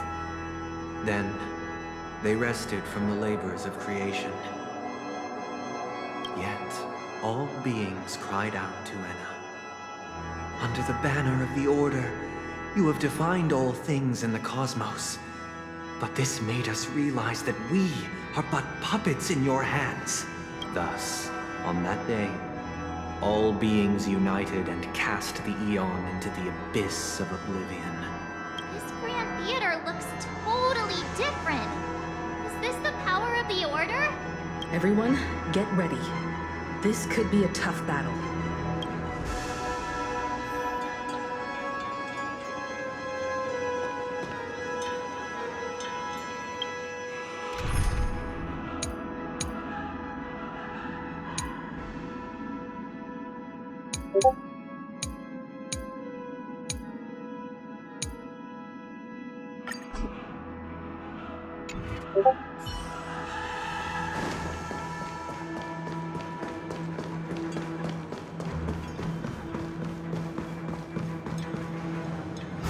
That marked the seventh day. Cheers and chants reverberated in the hills.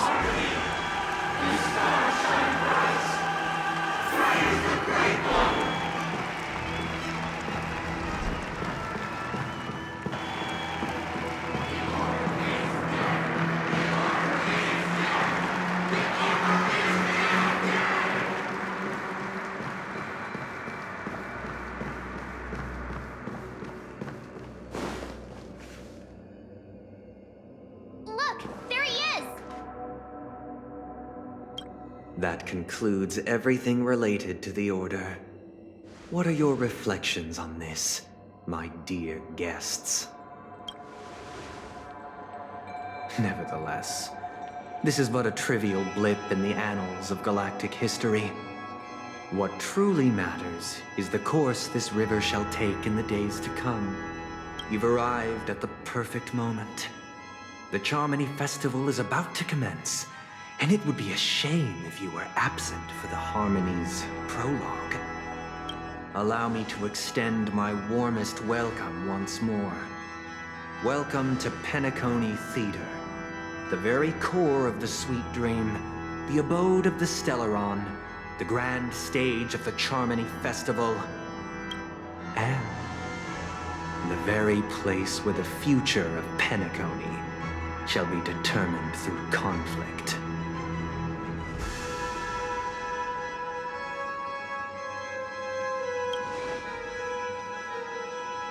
It hides behind the curtain, or rather, it is the theater itself. However, if you want to see it, you must display faith equal to its immense power.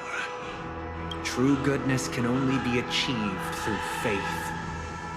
Allow me to point out that falling into a permanent slumber is not happiness, especially when those people are driven by someone else's will in their sleep. Do you still believe that the Order only seeks to control the universe as their puppet, Himiko? No matter how perfect your vision of paradise may be, a cage remains a cage. People will never achieve true happiness in a world like that. They would just be toys for the Eon. It seems you have misunderstood my intentions. Allow me to clarify. My desire is not to resurrect a fallen Eon, or become one myself. My sole objective is to create a paradise free from Eons, where the Order ensures the dignity and happiness of all humanity. A paradise exclusive to us human beings. That's not the case. If people are to live with dignity, there must be nothing and no one above them. In your so-called paradise, you would be the one reigning supreme. Looks like we won't be able to convince each other. Now that our conflict has been destined, let's unveil our paths and reveal to the universe the true path. However, before the prelude to the future begins, please take a moment to ponder the questions I've posed. Is darkness equal to daylight? Are sinners equal to the righteous? If you are born weak, which god should you turn to for solace?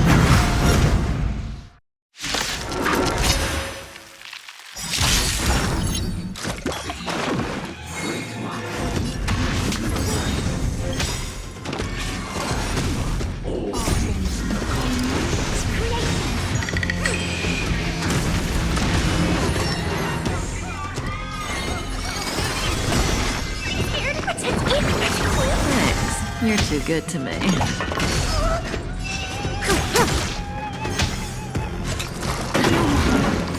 I see through you.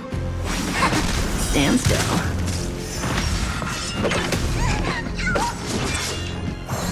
What do you want? Ill tidings manifest.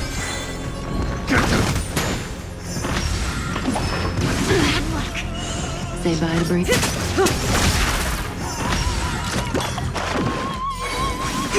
Relax.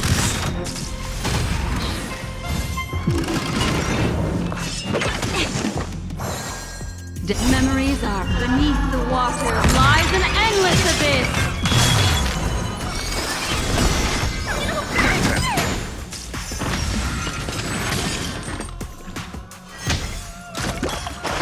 A quick divination.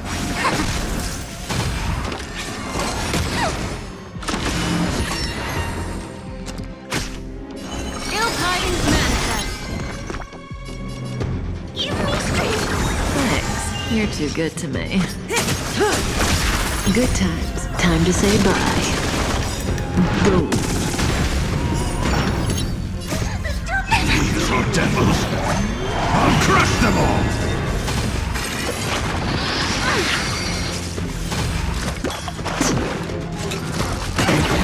Came together. Stand still.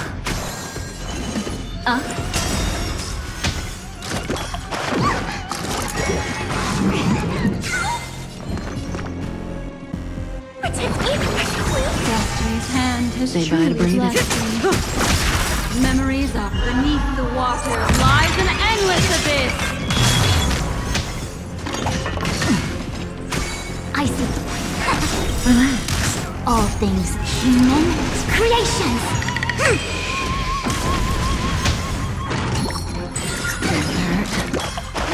What do you want to know? May as well kill them all. Good times. Time to say bye. Boom. It came together as one.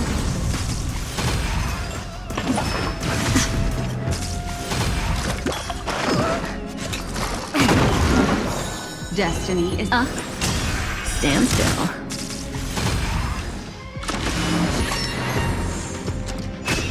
I'm scared.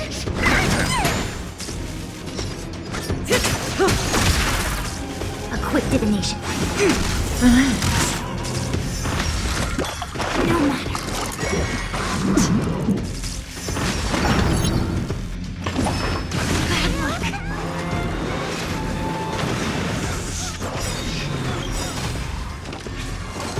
No matter. These are devils. I'll crush them all. ill tidings manifest.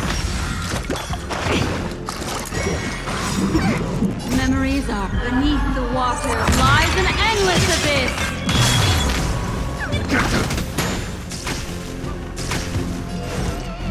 Converge and awaken. No matter. Yin and yang. All things in the human creations. Ill fate is dead. Didn't hurt. Mind your manners.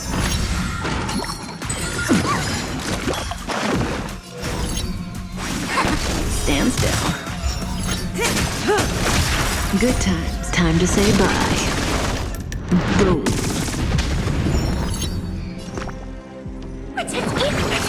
Reciproc.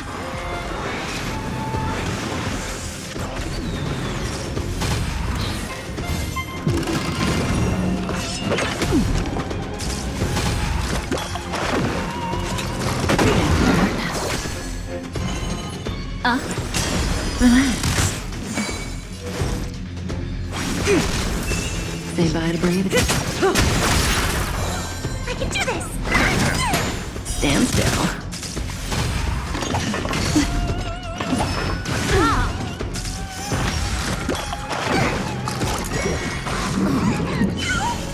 Yin and yang.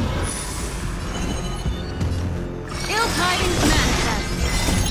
Beneath the water lies an endless abyss.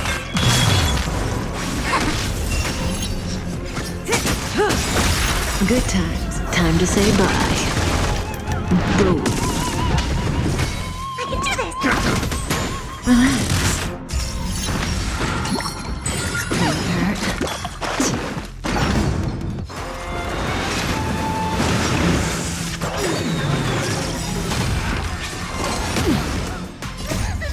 These are devils. I'll crush them all.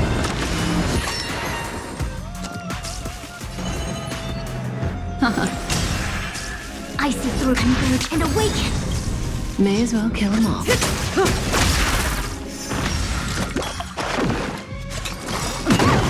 All things in human creations.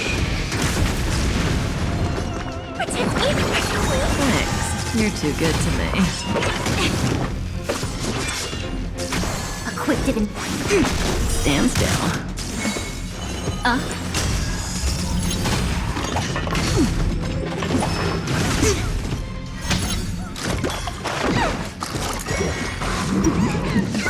Say bye to breathing. Good times. Time to say bye. Boom.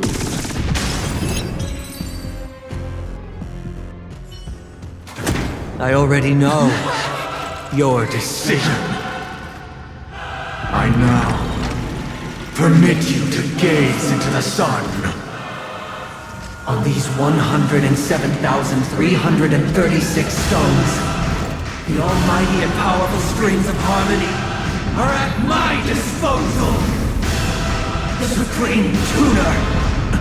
Harmonious Choir! Dominicus!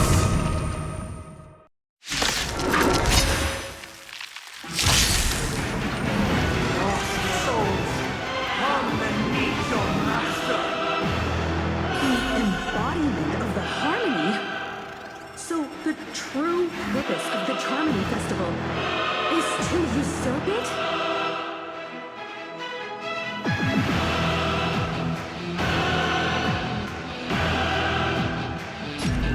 Together as one! The threads of destiny aren't ill tidings manifest.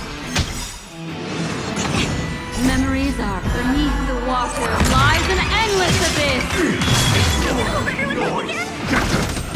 Relax.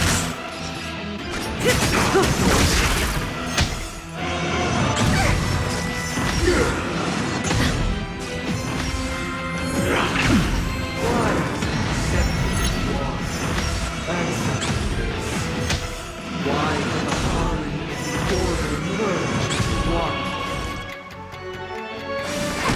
Stand still. Ill fate to say. Disorderly noise! Because neither side can tolerate discomfort. Yang!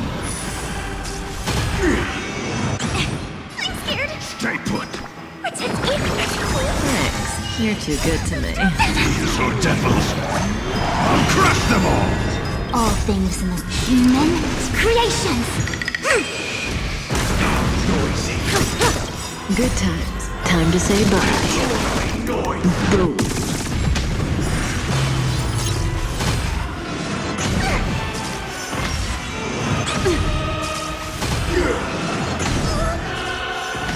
Noisy!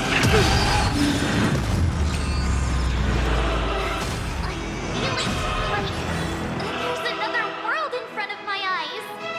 It's the power of tuning. Don't let the song distract you.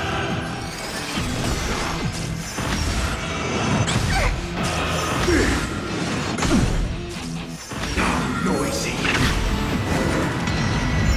May as well kill them all. I'm gonna hold everyone back again! Stand still.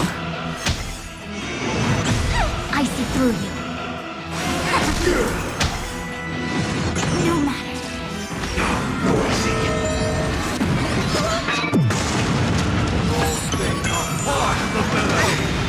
Memories are beneath the water, lies an endless abyss.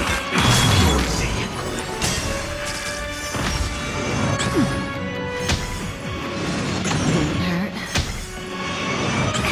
Say bye to breathing. Stay put! Thanks. Good times. Time to say bye. Boom. Noisy! Sink into a dream! A quick divination. Relax.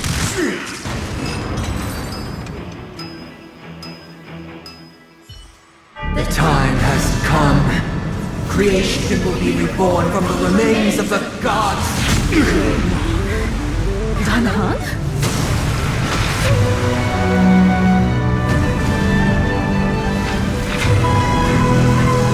Radiant spirit, heed my word. Show no mercy!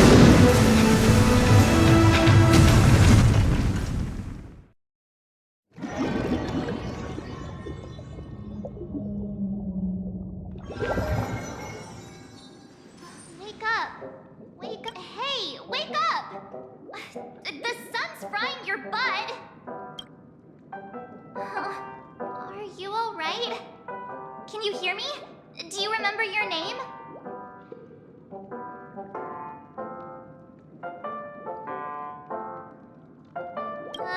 Kind of. It was General Jing Yuan who helped us shoot it down. In any case, since you remember what happened just now, well, that's put my mind at ease.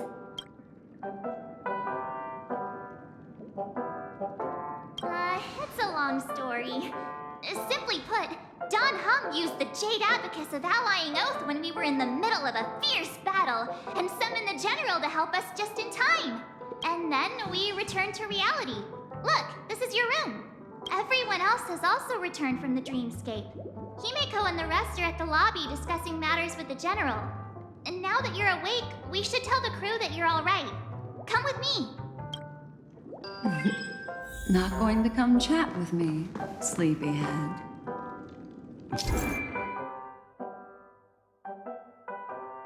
That voice. Is that Black Swan?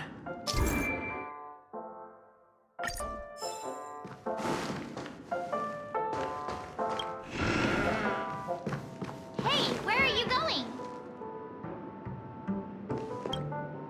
Hey, we meet again, sleepyhead. What's Miss Black Swan doing here? Nothing, Miss March.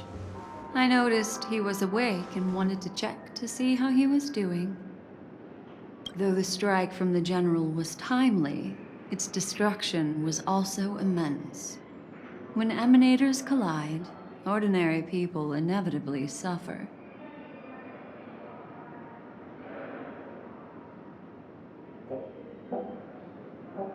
But, luckily for them, the dreamscape is my home turf.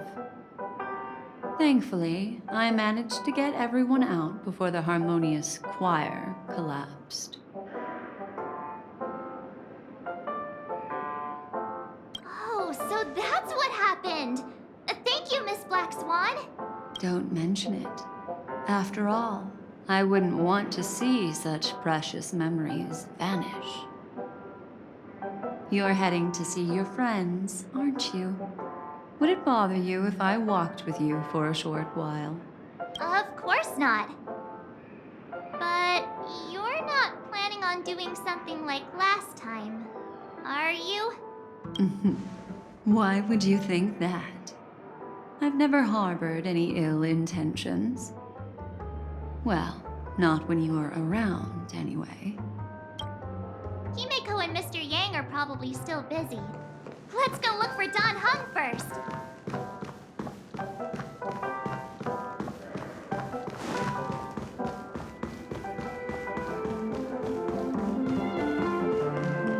Look, he's still talking to that cowboy.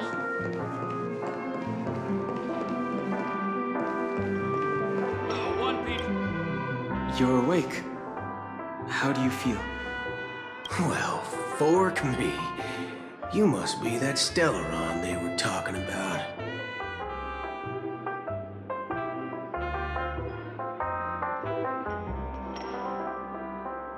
I didn't mention anything to him. Partner, you got it all wrong. I heard it straight from the memo keeper. Allow me to introduce him to you. This is Boot Hill, a Galaxy Ranger. During our pursuit of a certain person, we crossed paths and just so happened to uncover a shocking plot being concocted by Mr. Sunday. Which is why we sought you out, to help the Astral Express save the world together. No need for thanks. The Galaxy Ranger's principle is correct every injustice one sees. That's how you lot in the Xianzhou put it, right, Don Hung? More or less. Wait, hold on a sec. This is the first time I'm hearing about this certain person. Who are you chasing? And why would that lead you to the Express? Good question. It's, who was it again? Don Hung, do you remember? No, that ain't it. I just can't seem to recall. Weird. My neurochip hasn't registered any malfunctions. I can't seem to remember either. What's going on? Heck, forget about it. If it slipped all our minds, reckon that person was just a minor scoundrel. Unimportant. Ain't gonna stop us from piecing together the story anyhow. Yes, when the dust settles, I'll just think of a way to recall it in the memory zone. Everyone, let's hurry up and look for Miss Himiko, shall we? He's now a minor star on Penacony, and the entire hotel's concerned about his well-being. You're right. Let's head to the lobby then. You guys go. I'm an outsider, after all. I'd rather not disrupt the long-awaited reunion.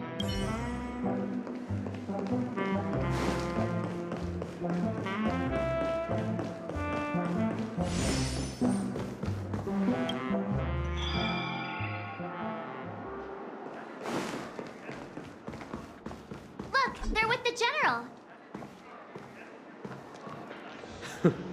That's all right. In these times of conflict, for the sake of utmost safety, it is only right that the Alliance steps forward to mediate on behalf of the Astral Express. We must not allow you to take unnecessary risks. Furthermore, despite the IPC's eagerness for success, it prioritizes peace above all. And the family, trapped though it may be, professes a desire for harmony. The Alliance has always won people over with reason. I firmly believe both parties can indeed put aside their differences and come to a peaceful agreement.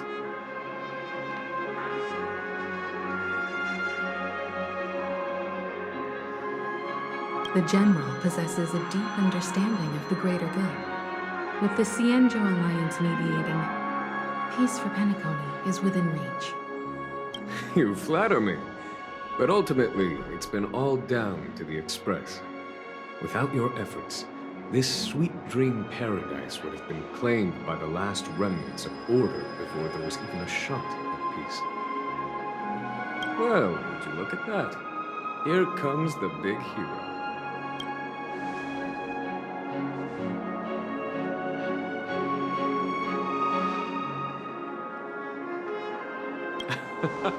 If it isn't the galactic baseballer, a hero with unparalleled insight. Are you okay? I heard you couldn't wake up. Are you feeling unwell? Don't worry, Mr. Yang. There is nothing wrong with him. He practically burned through a lifetime's worth of jokes on the way here. What about you, Mr. Yang? I heard that even Miss Robin wasn't spared. And that guy locked you both up. It's a long story. But at least Mr. Sunday took it easy on us.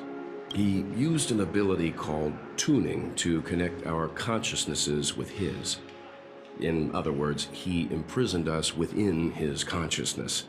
Thanks to General Jing Yuan's destruction of the Harmonious Choir, we were able to escape. He used that tuning on us too. Does that mean that we were almost imprisoned as well? I can confidently say now, he was truly after a fair fight with us.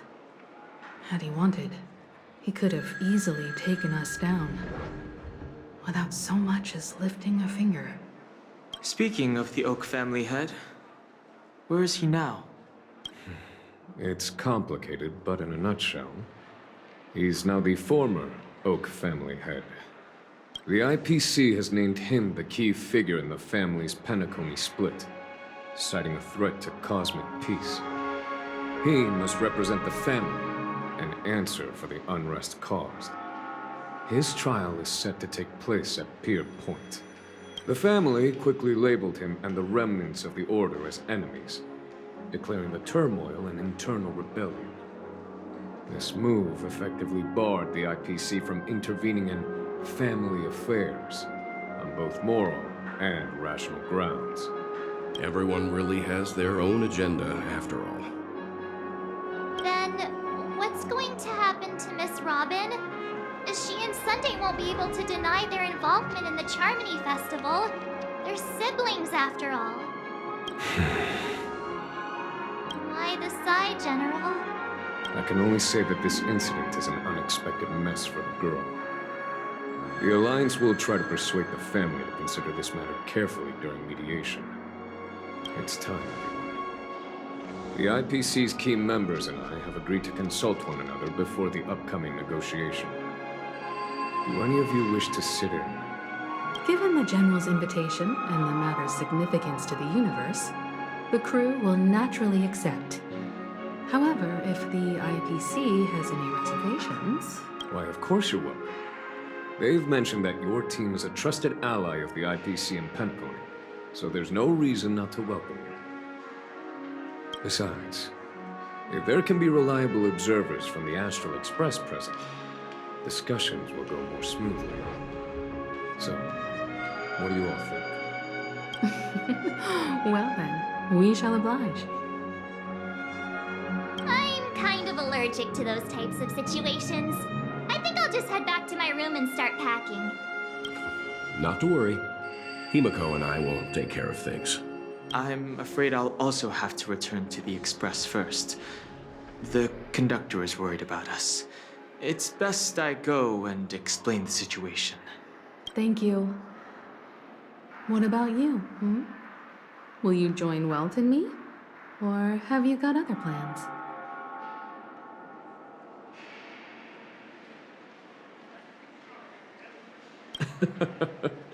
Good guess. Although I'm not too sure of the reason. The representatives from the IPC have insisted on his presence. Allow me to lead the way. Follow me, please. The negotiation will commence at the hotel lobby. Everyone, please, follow me.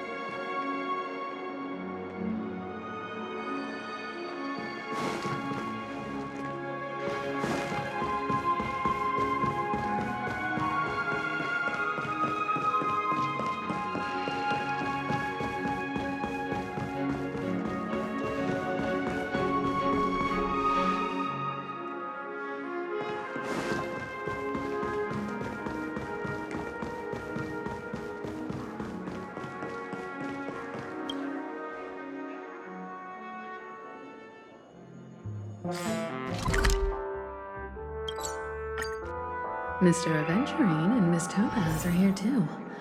Oh, and who is that over there? The Intelligentsia Guild's Dr. Ratio. This assembly is quite something.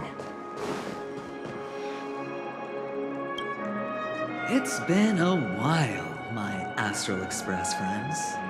I would also extend my sincere thanks to you, General of the Lawfu. The presence of everyone here assures that the talks will likely reach a conclusion that satisfies all sides. Oh. Looks like everyone has come with expectations. Care to share? Of course. Topaz, if you please. Sure, leave it to me. In summary, it's good news. After much deliberation from the Strategic Investment Department's council, the absolute majority of members have agreed to the following resolutions. In light of long-term considerations for interastral peace, and by authority of Pierpoint HQ, the Strategic Investment Department, on behalf of the Interastral Peace Corporation, will permanently relinquish its claim on Penacony sovereignty and offer unconditional support of the family's rebuilding efforts on Penacony. Now that's something.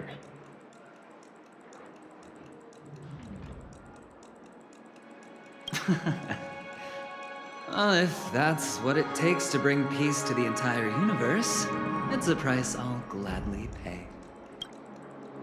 Has the IPC finished sharing all its thoughts? Then it's our turn. The Guild, much like the Genius Society, has taken a keen interest in the recent calamity in Penacony. Ultimately, both parties have agreed to a comprehensive collaboration, offering technical support for the reconstruction of Penacony. The floor is yours for the finer points, Mr. Screwlum. Enlighten us, please. Organic life's unrelenting search to understand the realm of inner spirituality is something I both admire and envy. Inorganic life has no mechanism to evoke dreams. But when my mechanical impulses are activated, my inspiration circuits will start to operate, and I will enter a state defined as imagination. Every time, within the realm of imagination, there emerges a fire from the shadows. It is warm, bright. I have frequently pondered this flame might represent the essence of intelligence, a cluster of inspiration ignited by high temperatures. The future direction of the universe may well lie within it. Alas, they are nothing but projections of my thought system to me. Desired, but unattainable. But after learning of Penacony's accomplishments, I have come to realize that the flame is not beyond my grasp. After deliberations with my partners, we have decided to defer the progress of the Simulated Universe project, and instead assist the Intelligentsia Guild as technological consultants in the research of the Dreamscape and Memory Zone, so that these assets may be better used to serve humanity. Not only that, we've also established contact with the Garden of Recollection through the IPC, and they've pledged their support for our research endeavors. I'm truly happy for the Dream Chasers on Penacony. The cosmos' brightest and, let's admit, dimmer intellects are now at their service.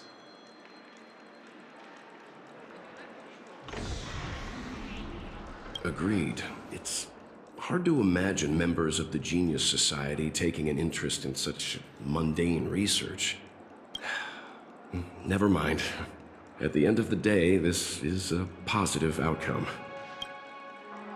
No wonder everyone insisted that he be there. It heartens me to learn that everyone is willing to put aside their differences for Penacony's plight. I trust that everyone will surely reach consensus in the upcoming negotiations. Looks like Penacony's future is decided. I'm wondering, is there anything else the crew is concerned about? Peace is our greatest wish. Beyond that, we desire nothing else. Well, that's good. Now that everyone's minds are at ease, I shall take my leave. You may now depart with peace of mind. The Alliance will deal with all subsequent procedures. If that's the case, it appears that we have nothing else to worry about on Penacony. Looks like it's time for us to embark on a new voyage. Sounds good to me. You two head back to the Express first. I'll pick up March and deal with the checkout procedure. Oh, also, Miss Black Swan, you have a matter to discuss with me, yes? Nothing escapes your attention, Miss Navigator. You've been with us this whole time, huh? In any case, he and I will be waiting for you in March on the Express. Let's go. Our time on Penacony has come to a fruitful end. Penacony's journey ends here. I guess it was pretty fruitful. Well, seems the dust is finally settled, no? Well done, friend. I am truly happy for the Dream Chasers on Penacony. The cosmos' brightest and, let's admit, dimmer intellects are now at their service. This is all due to your heroic deeds in Penacony. Everyone's been moved by your integrity and selflessness.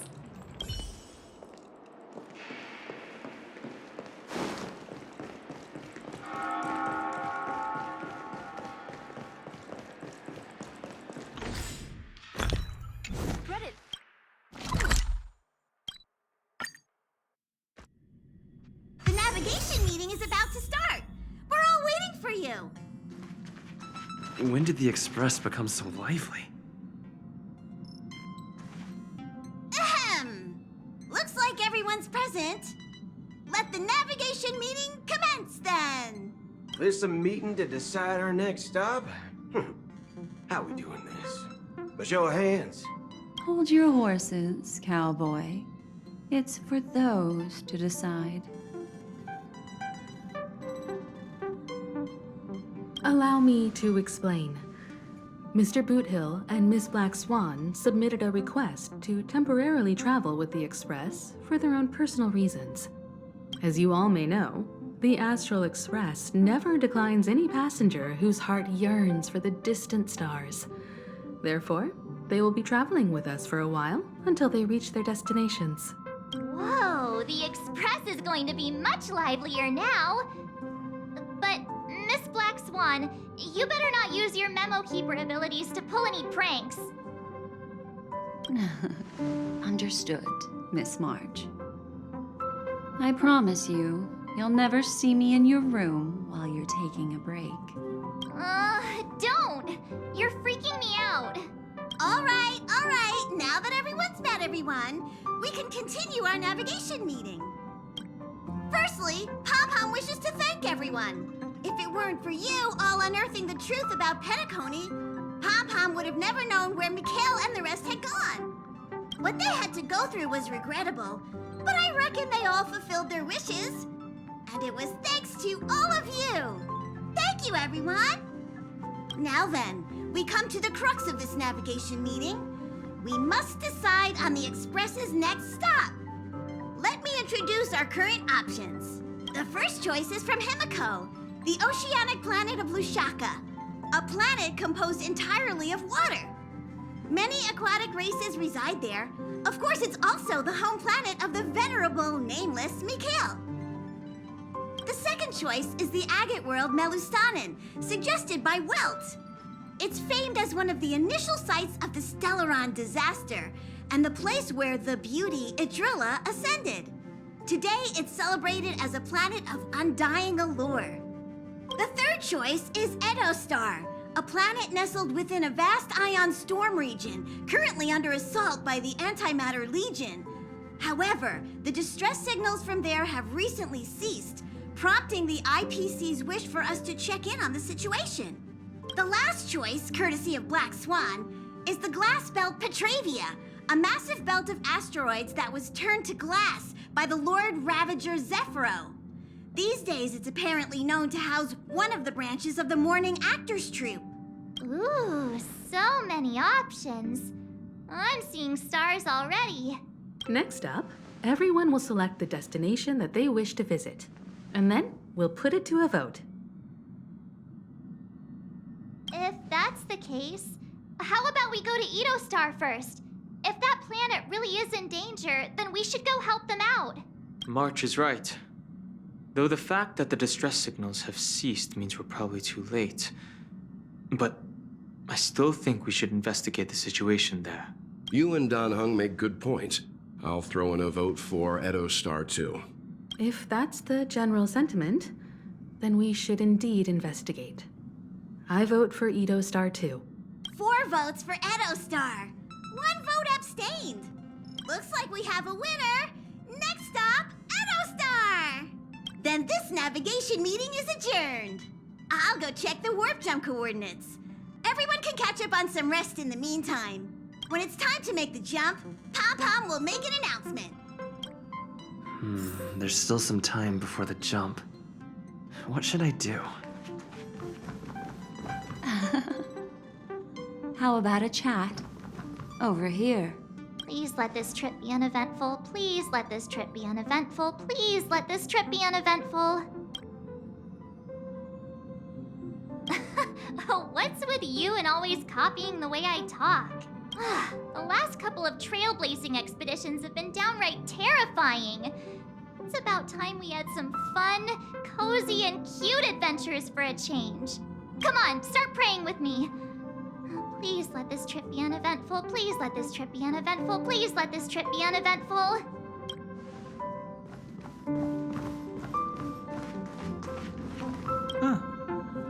For some reason, I'm suddenly stricken by the feeling that we haven't crossed paths in quite some time. I should have known better than to expect anything serious from you.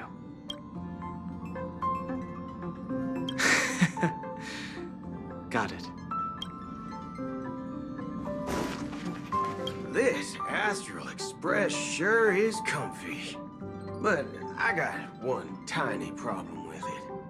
How come there ain't no potent drinks on this ride? I can live without malt juice.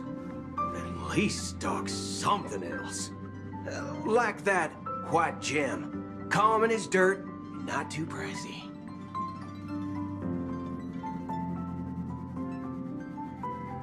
Oh, well, that's, different kind of strong. Ha! All these years out in the wild, and now I'm bunking in luxury. Gotta say, it's quite the treat.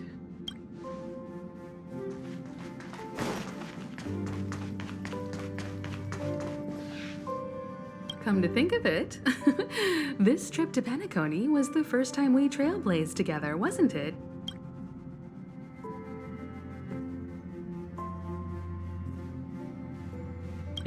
Don't worry.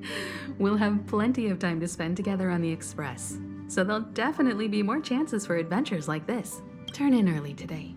You've really been pushing yourself hard recently. If you don't take this chance to recharge, it could lead to long-term problems. It seems fine when you're young, but it's a different story as you age. You're fast becoming an excellent trailblazer. It's an honor to be able to watch you grow. Don't downplay your achievements. Everyone has witnessed your growth. I've known many warriors in my time, and only a few achieve the kind of growth you have. Back home, where I'm from, you'd be rated at least an S tier. It's not been easy for you these past few days. You've earned some downtime. I'm looking forward to seeing how you'll perform on our next journey. Do you want to enter the Forgotten Hall? Sure. Ask away. Do you want to enter the Forgotten...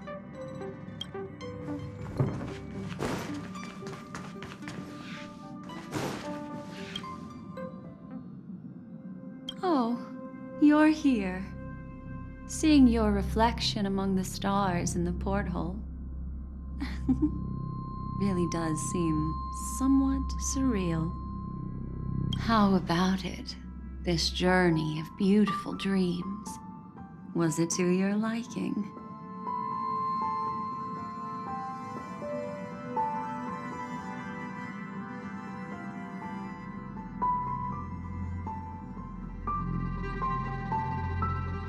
There's a rich scent of curiosity here. Such memories can be irresistibly captivating. So, how about you hand that small parting gift back to me? I'm quite eager to have it back. Oh?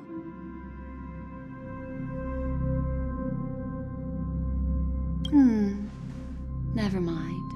I just stumbled upon a particularly fascinating spot in your memory. Before I explain, I would like to apologize to you. This farewell gift I gave you isn't really a compass from the memory zone, but merely an empty light cone.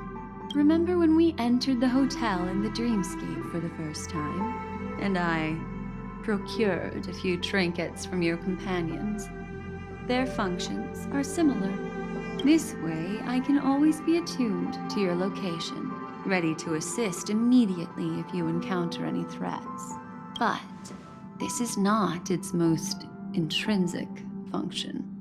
Light cones are slices of light used to encapsulate solidified phenomena. This empty light cone is the same. It can etch your memories in their most vivid form, and then Allow me to admire. All the world is born from the power of mind and soul, and that power is memory. To prevent ourselves from being forgotten by the world, we must make the world remember us, or use our memories to recreate it. Life, seemingly vast, offers but a scant collection of impactful memories. Some joyful, some sorrowful, some light, some heavy. But you are different. Memory is a reflection of the future. Within that reflection, I see your unparalleled worth. You have the power to craft memories that can captivate the world. Your memory can illuminate the universe's future path. And that memory will be as scintillating as the star clusters you see in this porthole.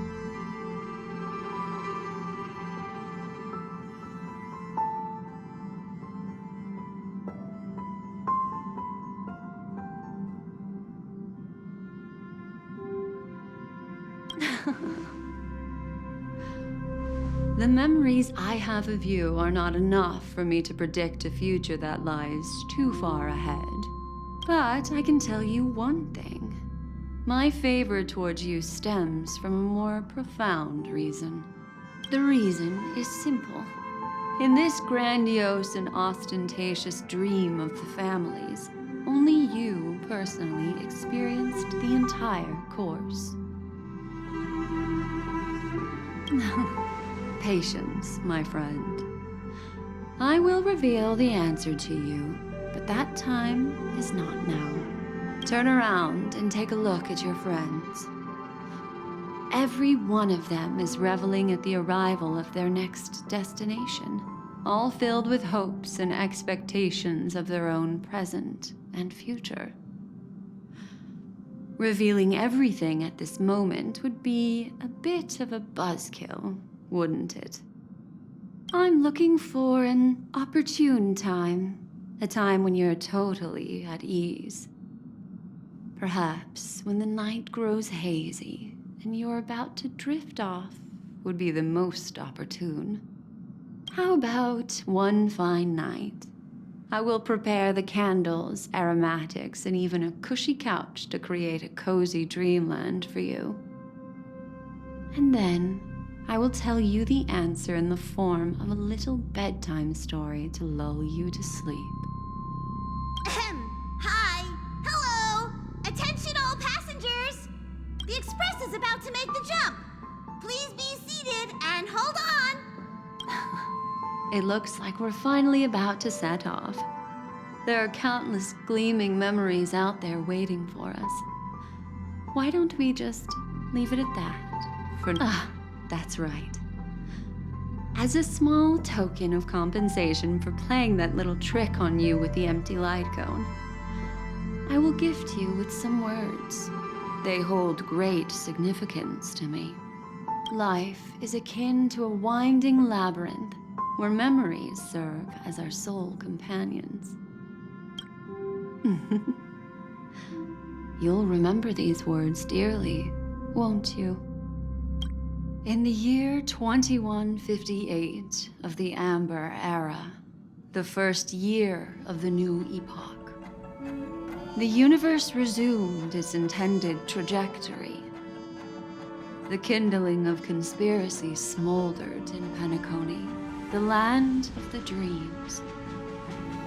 Failing to erupt into a blaze, it instead flickered briefly on Klapoth's anger, before vanishing in the blink of an eye.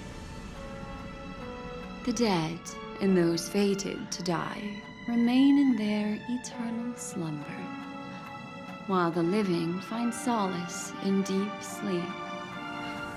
All clamored in a cacophony of silence, and then went about their own ways. The cosmos emanated a vitality characteristic of a new era, all for the modest price of a brother and sister's mild grief. Babies are born as stars extinguish, the Silver Rail unfolds. The story of the Astral Express comes to a close, yet it also embarks anew. Time marches forward, heralding the arrival of a new chapter in the history of trailblazing expeditions.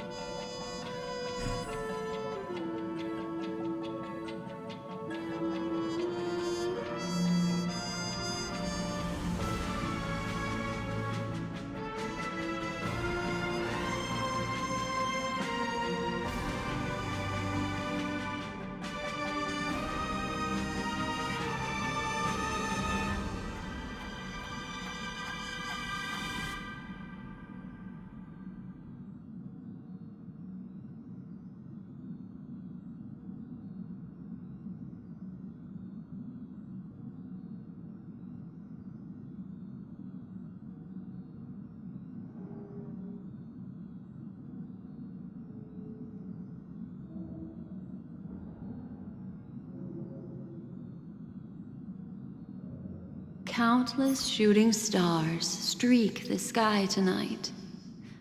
If you can pick the right one, it will carry your wish to thousands of distant worlds. You're feeling very relaxed now, aren't you? So, then, it's time to tell you a little bedtime story. Well, let's start with a conclusion. The crew was defeated in the battle against Sunday. Everyone in Penacony failed, and no one survived. But don't panic. The truth, as horrifying as it may be, is not yet irreversible. There's still a glimmer of hope, and that's why I'm here. Next, I'll use this empty light cone that carries all your memories to relive everything that happened before. And when this story reaches its end, I'm sure someone as clever as you will notice that. There's a major flaw in the story you have experienced. Yet, within that flaw lies a glimmer of hope. Are you ready for it? Do you remember everything?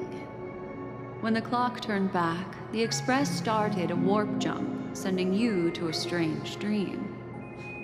You were bewildered back then, and then a Galaxy Ranger named Acheron showed you a way out.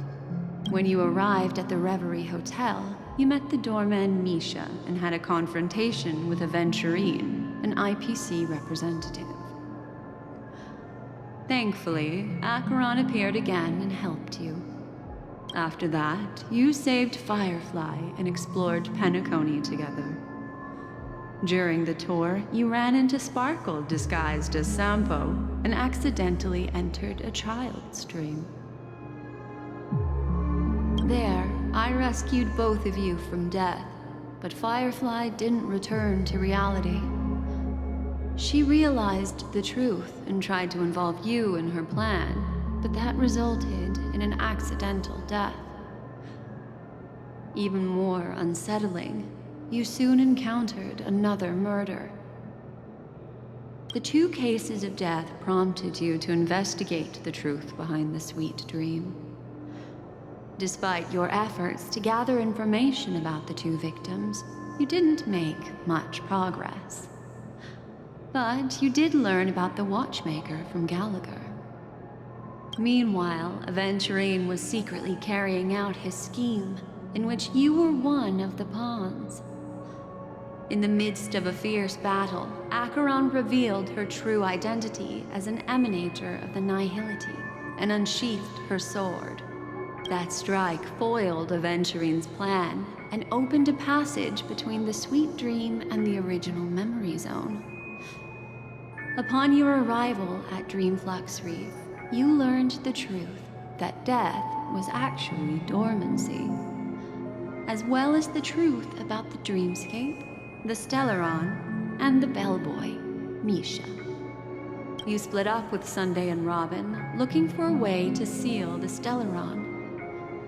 However, It turned out that Sunday and the Dream Master had their own hidden agenda. And you had to engage in an ultimate duel on the stage of the Charmony Festival. Finally, the story reached its conclusion. You emerged victorious, with the Trailblaze triumphing over the Order, and Penacony embracing a bright and peaceful future. This marks the end of the thrilling journey in Penacony. I'm sure you've already noticed something unusual, haven't you? The major flaw, which contradicts all the known information, hides in this story.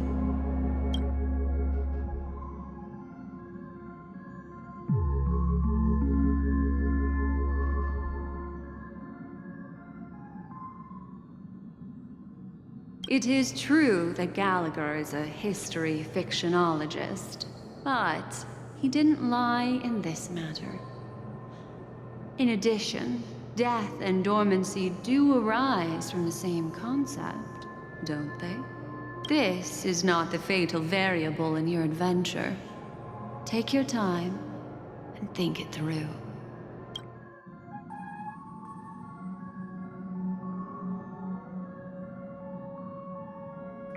Well, although the fake deaths of those two ladies don't align with our initial assumptions, this fact itself doesn't contradict the information we have so far. I'll go ahead and eliminate that incorrect answer for you. So, what is the fatal variable?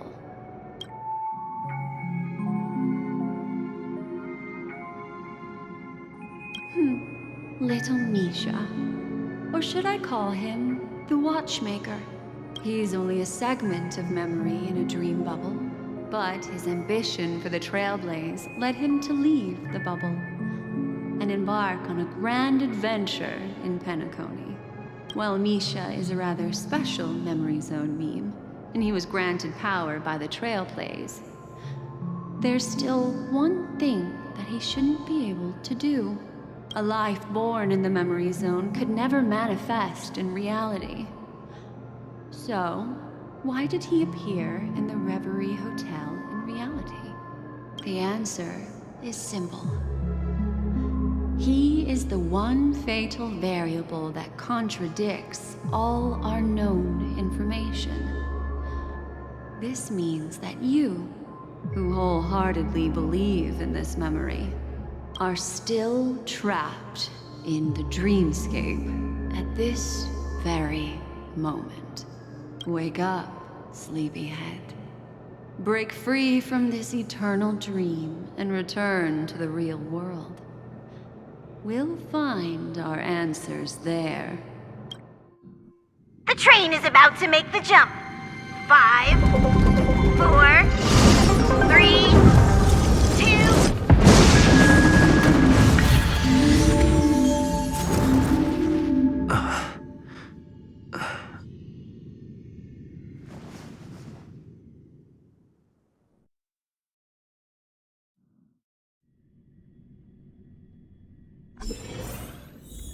This way, darling.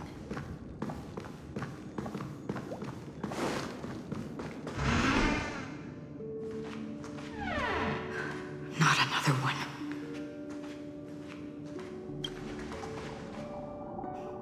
Thank you so much, Black Swan. Finally, I can breathe a sigh of relief.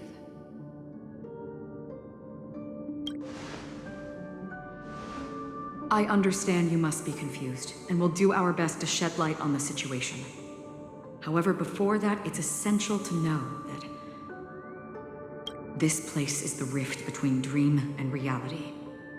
A place reserved only for those who have awakened from Enna's dream. Do you remember Sunday's ambitious plan? He intended to harness the power of the Stellaron, the collective will of over 100,000 Oak family members, and the desires of everyone in Penacony to usurp the harmony and restore the order. Unfortunately, it didn't stop there. From the early days of our journey into Asdana, we were already affected by the Stellaron. That strange dreamscape where we met. Maybe it was a sign that your thoughts were beginning to drift away.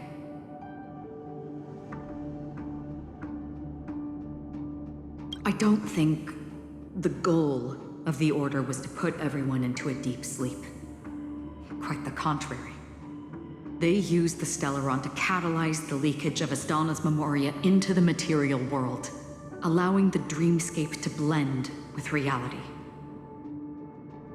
And that included a lot of memoria from the Beyond the Sky Choir. As time came and went, the dreams eventually became indistinguishable from reality, and reality became an illusion. People think they are awake, but their spirits have long since stepped into the Temple of Order. This is what makes Anna's dream so powerful. In this paradise governed by the Order, everyone indulges in their delightful dreams and lives happily ever after. I believe what you experienced in the sweet dream, except for that flaw, was real. Only in this way could you reach the destination, lifting the crisis in Penacony and embarking on your next trailblazing expedition. If it wasn't for Acheron's plan, we might have been trapped in this dream forever. Fortunately, while the path of the Order governs all things, it can't affect the Nihility. I came to realize this when the Dream Master tried to expel me at any cost. This is also why you felt a sense of peculiarity when traveling with her. Well, I'm not as fortunate as she is. Even if I'm a memo keeper, I was still influenced by the power of the Order and fell into hallucinations. However, thanks to your memories, now we still have a chance to turn the tide. For mortals, even if they possess the great power of a path, they can't create a flawless world like gods do. That's why there was a flaw in your dream. In other words, once you have realized the world is not real, you'll have a chance to break free from the dream. The flaw in your dream lies within Misha, who could have never appeared in reality. When I turned the pages of your memories, I realized that I was in an illusion too. Now Sunday has usurped the power of the Harmonious Choir through the Charmony Festival. Asdana has thus fallen into Enna's dream, transforming everyone equally into the notes of the Eon. Failure doesn't mean weakness. Only the strong can gather the will to resist the Order and try to break free. We still have a chance, though. To make it happen, please, Black Swan, guide us to those with a strong will. All right, please come with me. These people are... They're the ones who accept Enna's dream and indulge in their happy illusions. We have no means to wake them up now. Not even your clockwork will do the trick. However, there are still other things we can do. Let's keep going.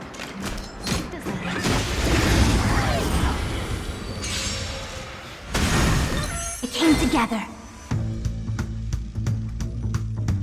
Together as one. All things human creations.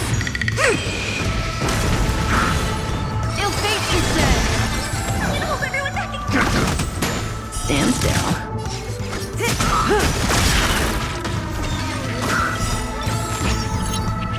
Good times. Time to say bye. Boom.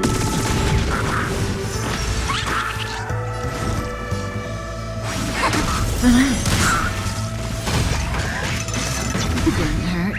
Destiny is... May as well kill them all. I'm scared. Stand still. Ill tidings manifest. Say bye to break.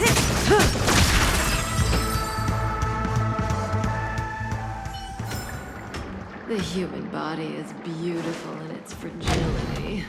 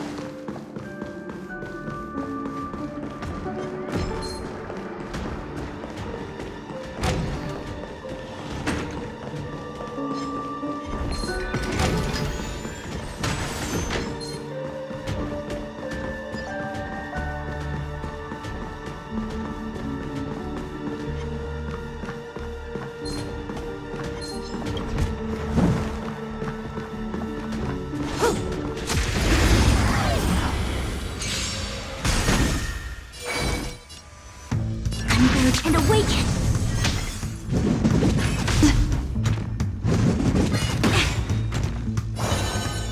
Ill fate descend!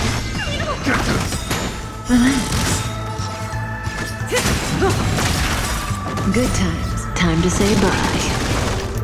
Boom.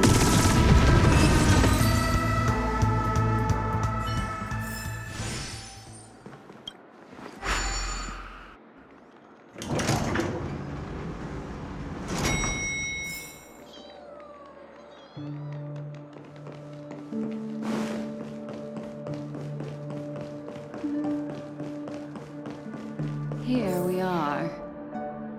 It's Robin.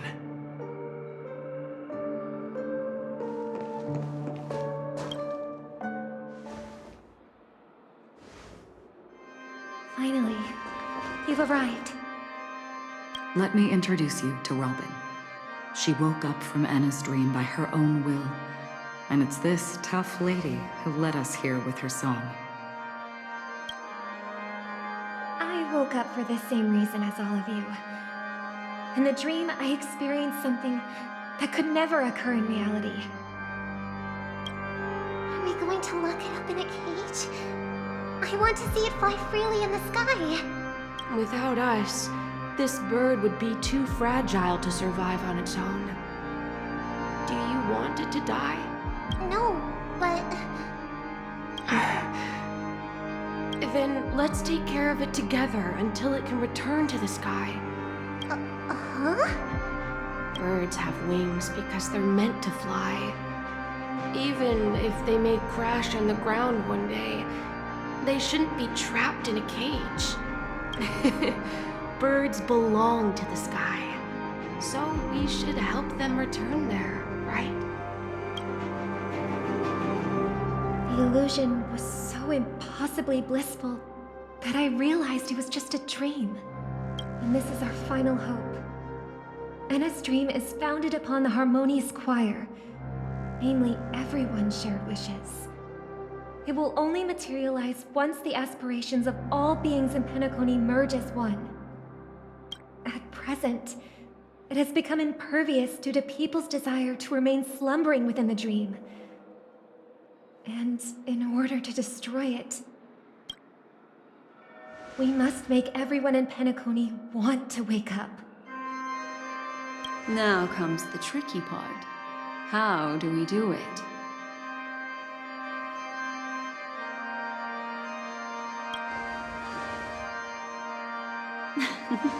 You want to go back? Unfortunately, human consciousness always gravitates toward reality. Now that you've seen the flaw in the dream, there is no turning back.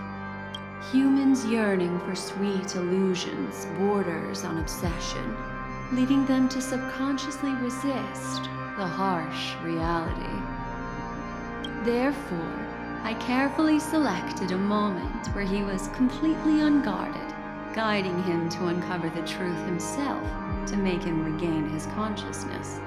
However, to wake up everyone in Penacony and get them to share the same determination, that would be nearly impossible. Indeed. I'm afraid it's almost as difficult as resurrecting an Eon. But we can't just stay here and do nothing.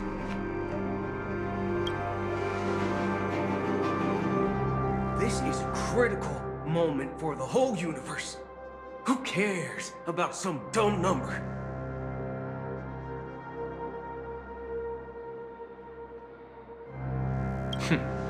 Thanks to Black Swan. You're welcome. And thanks to the memo keepers in Penacony, too. I believe your partners have also awakened from their dreams. This is the first step of our plan. With the assistance from the Garden of Recollection, those who possess a strong will, like you, will gradually awaken from the dream. These free wills are the discord that will sway Anna's dream. However, awakening a mere handful of individuals is insignificant compared to the vast number of people immersed in the dream. We must find other ways to awaken the free will of millions of people within a short period of time. If breaking through from the inside proves challenging, we can seek assistance from the outside. We've long been aware of a potential solution. Asdana is a galaxy known for its abundant memoria and the remarkable phenomenon known as synesthesia dreamscape. When people first enter this place, they often find themselves and others sharing a collective dream. At this very moment, there is only one dream encompassing the entire Asdana system. So, you mean, if we can attract a large number of outsiders to this system, their free will would intertwine with this dream and shake it to its core? However, those outsiders might also succumb to the dream and become the foundation of the Order instead. The real challenge is, how can we gather a huge number of people as determined as you within a short period of time? Looks like the Jade Abacus of Allying Oath will be the only solution. No need for that. Keep your once-in-a-lifetime treasure. We don't need to bother the Cienjo Alliance for such a tiny request. You want thousands of people with unwavering free will? That's easy. Just leave it to us Galaxy Rangers. You can gather Galaxy Rangers? Outsiders may see Galaxy Rangers as elusive and disconnected individuals, and actually, they're right. And that's why we have a tacit understanding among us. Do you know what it is, Acheron?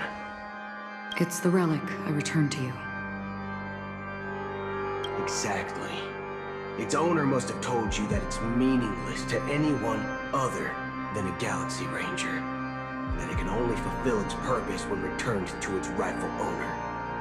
Because it's a burial artifact, worthy only of a hero who has served the Galaxy Rangers with honor. When its light illuminates the universe, it means the fall of a hero, and in the direction it falls,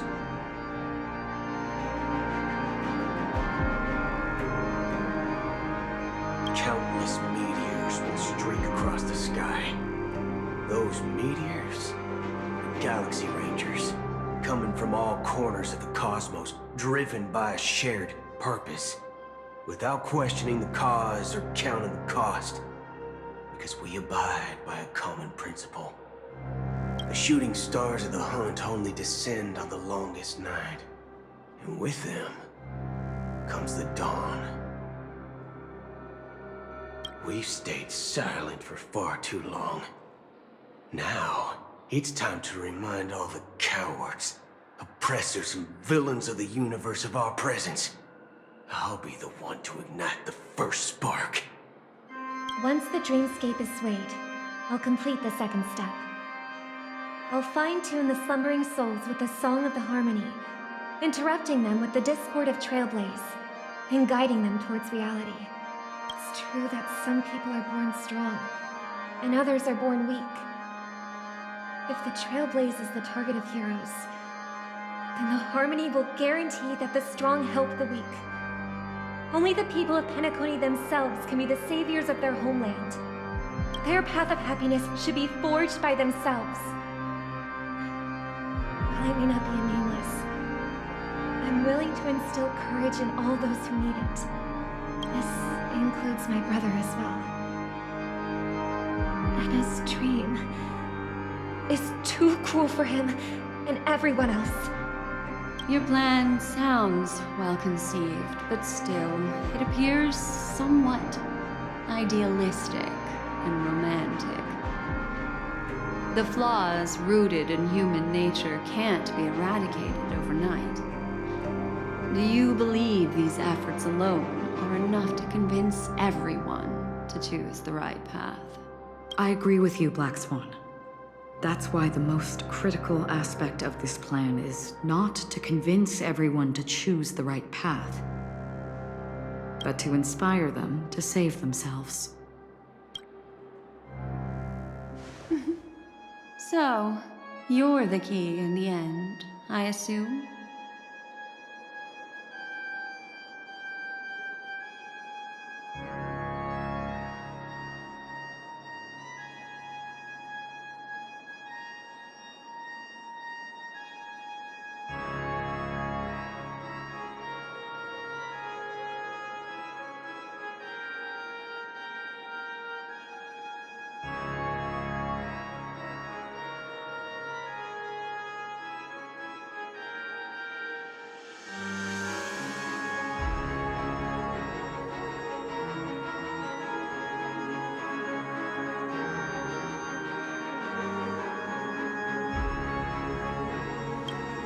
The Harmonious Choir possesses the power of an emanator.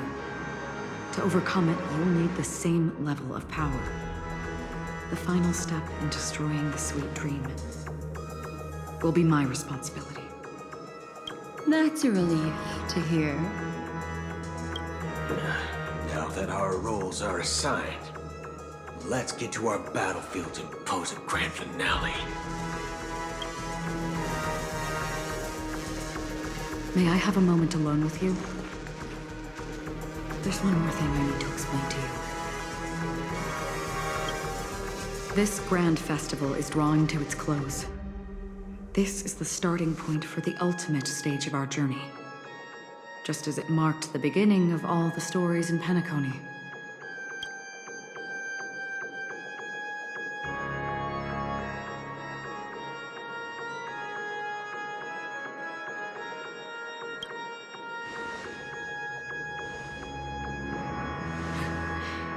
Only by reflecting on our steps can we remember the path we should be walking on, and the companions who have walked alongside us.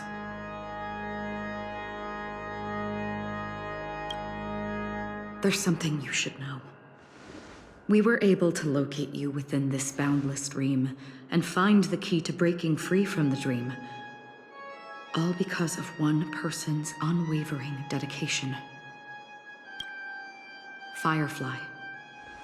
She awakened from the dream ahead of others, discovered the Express amidst the stars, and brought us valuable information about the remnants of the Order. She may have been aided by the script, and it came at a cost. As you know, Firefly is a stowaway who entered the dreamscape in a different way from ours. Without the dream pool in the hotel or assistance from the family, she can only awaken from this dream in one way. A real death. We mustn't fail her determination. I'm not implying that we must win this fight no matter what, but our resolve should match that of that courageous lady. Are you ready?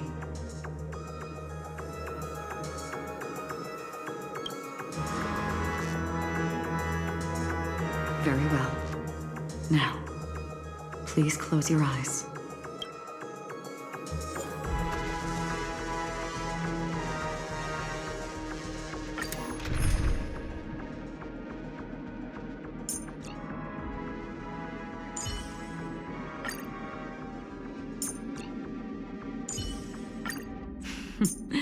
So it's you. Our time spent with one another is precious. Rest assured, dear. I'll do all that I can to assist you.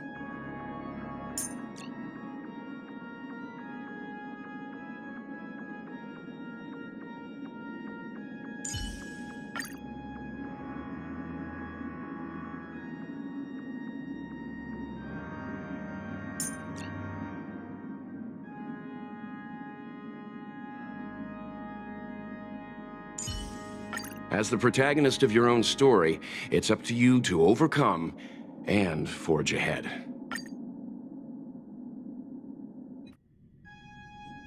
How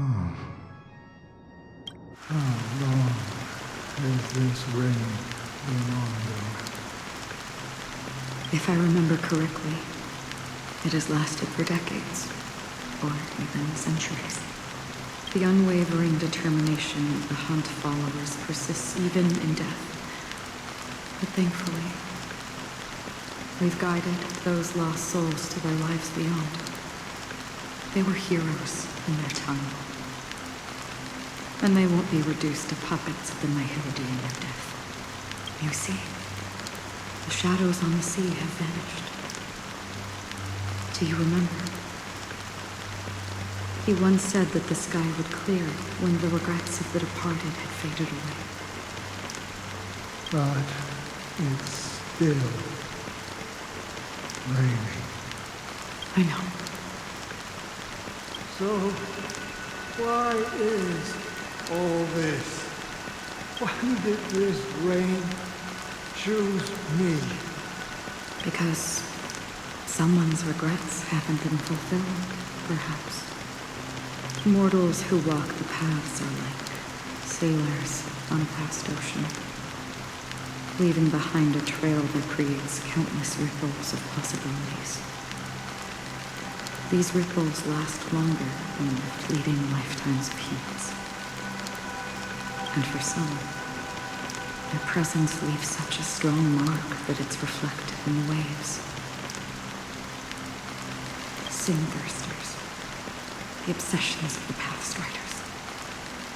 They emerge from the depths of Ix, seeing themselves as masters of their own destiny, unknowingly repeating the actions of their past lives. They emerge from the nihility and head toward it, leading purposeless lives. However, these hollow phantoms,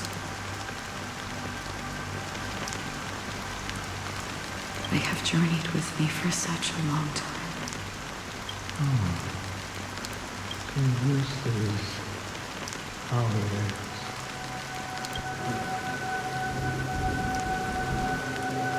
I'm already dead. Yes. You watching over me? This is my duty as Acheron the Watcher. I'm guarding the path to the abyss of the nihility, guiding every soul reluctant to become one with it. Back to this side. But if this is what the departed ones expected, should you try to change it? I don't know. But someone once told me that when the inevitable moment came, he hoped that someone would stand at his grave and place a bouquet of flowers. Even if it doesn't make sense at all. Some tasks have to be done, even if they are pointless. I have experienced that much already. Please extend your hand and then close your eyes. I'll carry your wish with me and fulfill it. Only then will I be able to put an end to the final regret by the Dead Sea. Will I ever see them again? Yes, that is certain. Because it was you who told me about the Express, your two former companions. The expedition cut short by the storm, your narrow escape from death, and your encounter with the Galaxy Rangers. And Penacony, the hometown to which you could never return. Yeah, for countless times I got rejected by the family and had to pass it by. But I knew that my companion was still there.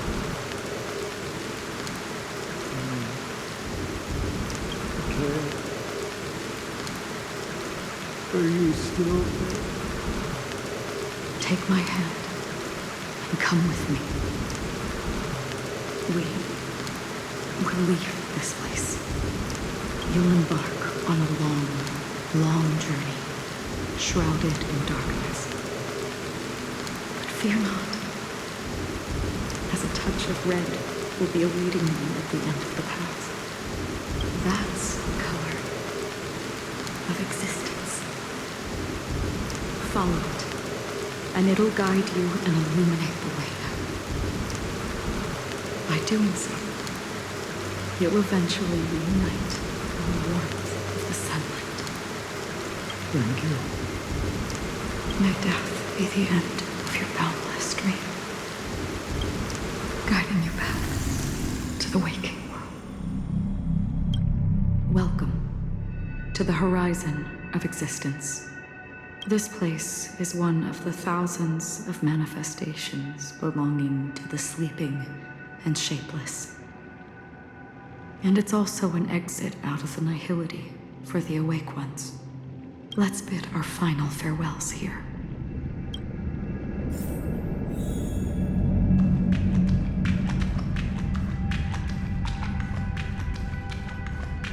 Always distinguish between reality and imagination. All right, Gray. Life is akin to a winding labyrinth where memories serve as our sole companions. May your schemes be forever concealed. Anna's dream is too cruel for him and everyone else. To the imperfect tomorrow. I still remember the question on the invitation letter. Why does life slumber? Why does life slumber? We don't know the answer yet, but we're about to awaken from this dream. Or perhaps such is the answer itself. Leave this place. Return to where you belong. And awaken Penacony from this dream.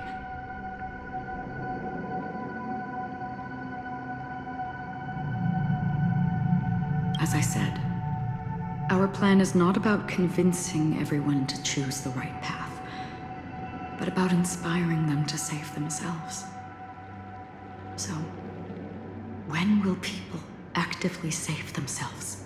The answer is when they are in desperate situations, like a drowning individual in the deep sea. When one's body and mind bear immense pressure, agony, confusion, and despair will follow. I firmly believe that the fragility of humankind often freezes them in their tracks. But in truly desperate situations, they will strive to save themselves. And now, Penacony has enough heroes to lead them forward. It's through this inherent, self-centered instinct that people exert their utmost effort, even when they know their struggle is fruitless. As absurd as it may seem, it's their resistance. As for now, it is time to guide them, not as a savior, but as a nameless among those mortals. In this way, you will reunite in the warmth of the sunlight. The rain is intensifying. Before we part ways, please allow me to ask a few final questions. So far, you have forged unbreakable bonds with numerous individuals and entities in the sweet dream. Might I ask if you fear severing these bonds with your own hands?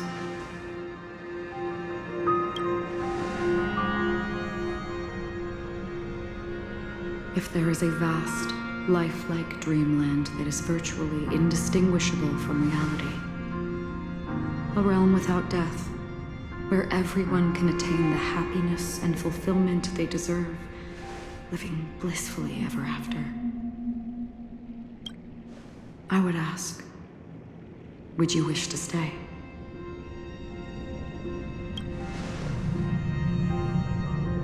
Imagine if this splendid dream were fated to fall apart.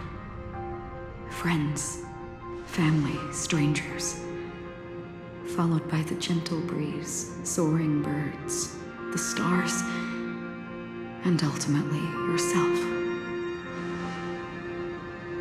Everyone and every face they remember, the joy and the heartaches, the vows sealed and those left hanging, all will inevitably march towards a predetermined ending. If you had grasped the journey's finale right from its inception, I would ask, would you still embark on this journey?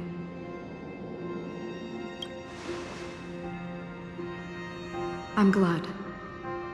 The answer itself doesn't matter. What matters is that you've made a decision. Listen, touch, and ponder. And therein lies the sensation. Cherish it, because that's what makes us exist. If the nihility represents the primal fear of life, rendering any lofty convictions insignificant under their imposing shadow, then behind this shadow, there must exist the most fervent source of light in the world.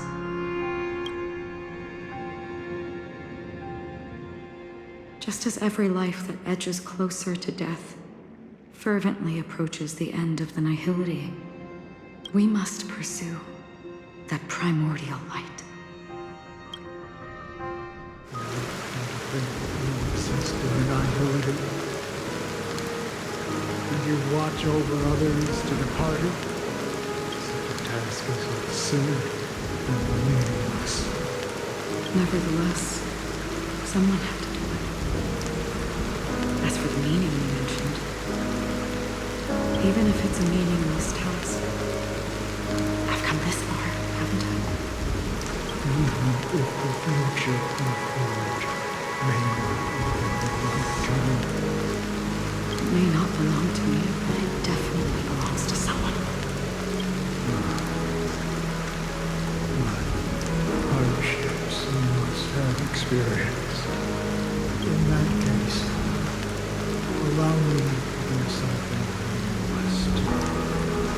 Please, journey with me. Perhaps my existence will vanish in the next moment. Nobody will remember this conversation or your answer. But I believe your name should be remembered. This universe will remember it as well. For me, some things are difficult to recall, yet there are others that I find challenging to forget. Such is memory, a creation of the past that blossoms into significance in the distant future. I remember that marks the start of my journey, the origin of the vibrant red hue in my life, and the most fervent element amidst every tempest. That's my name.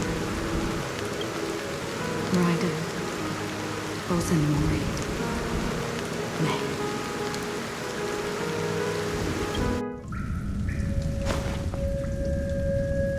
The Golden Dream is getting restless.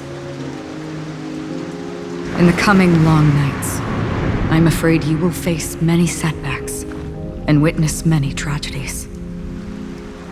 And in the end, you will only see in black and white. But please believe me, that in that monochrome world, there will be a glimpse of fleeting red. And when you make a choice, it will appear once more.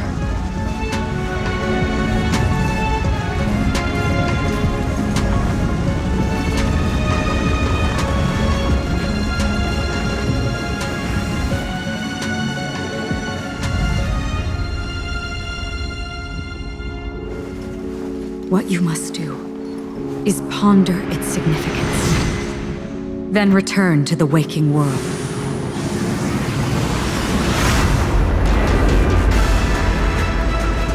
That's where we all find our answers.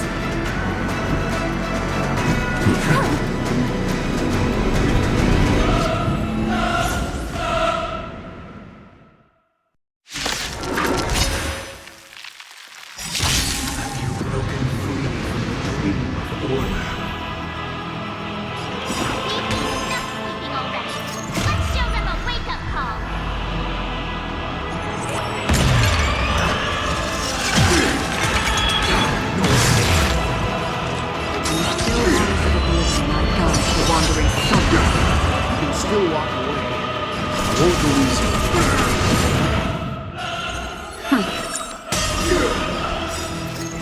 I weep for the departed.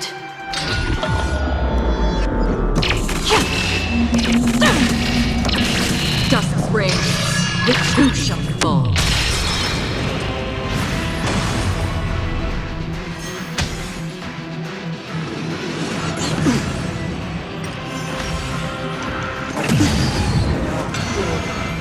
How can the weak be righteous? Still water shall lift.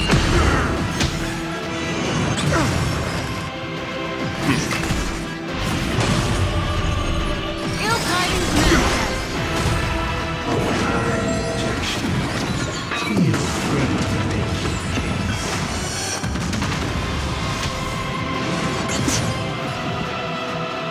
Wake up! Noisy.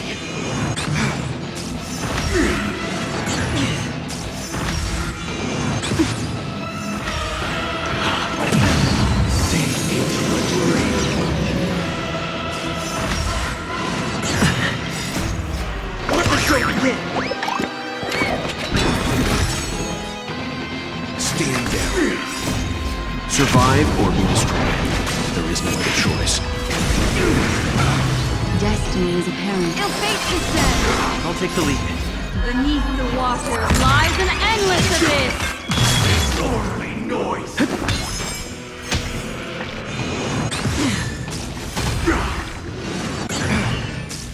Disorderly noise! Another journey begins. Destiny is replaced. Leave it to me. What do you want to know? Ill tidings manifest. Keep up with me.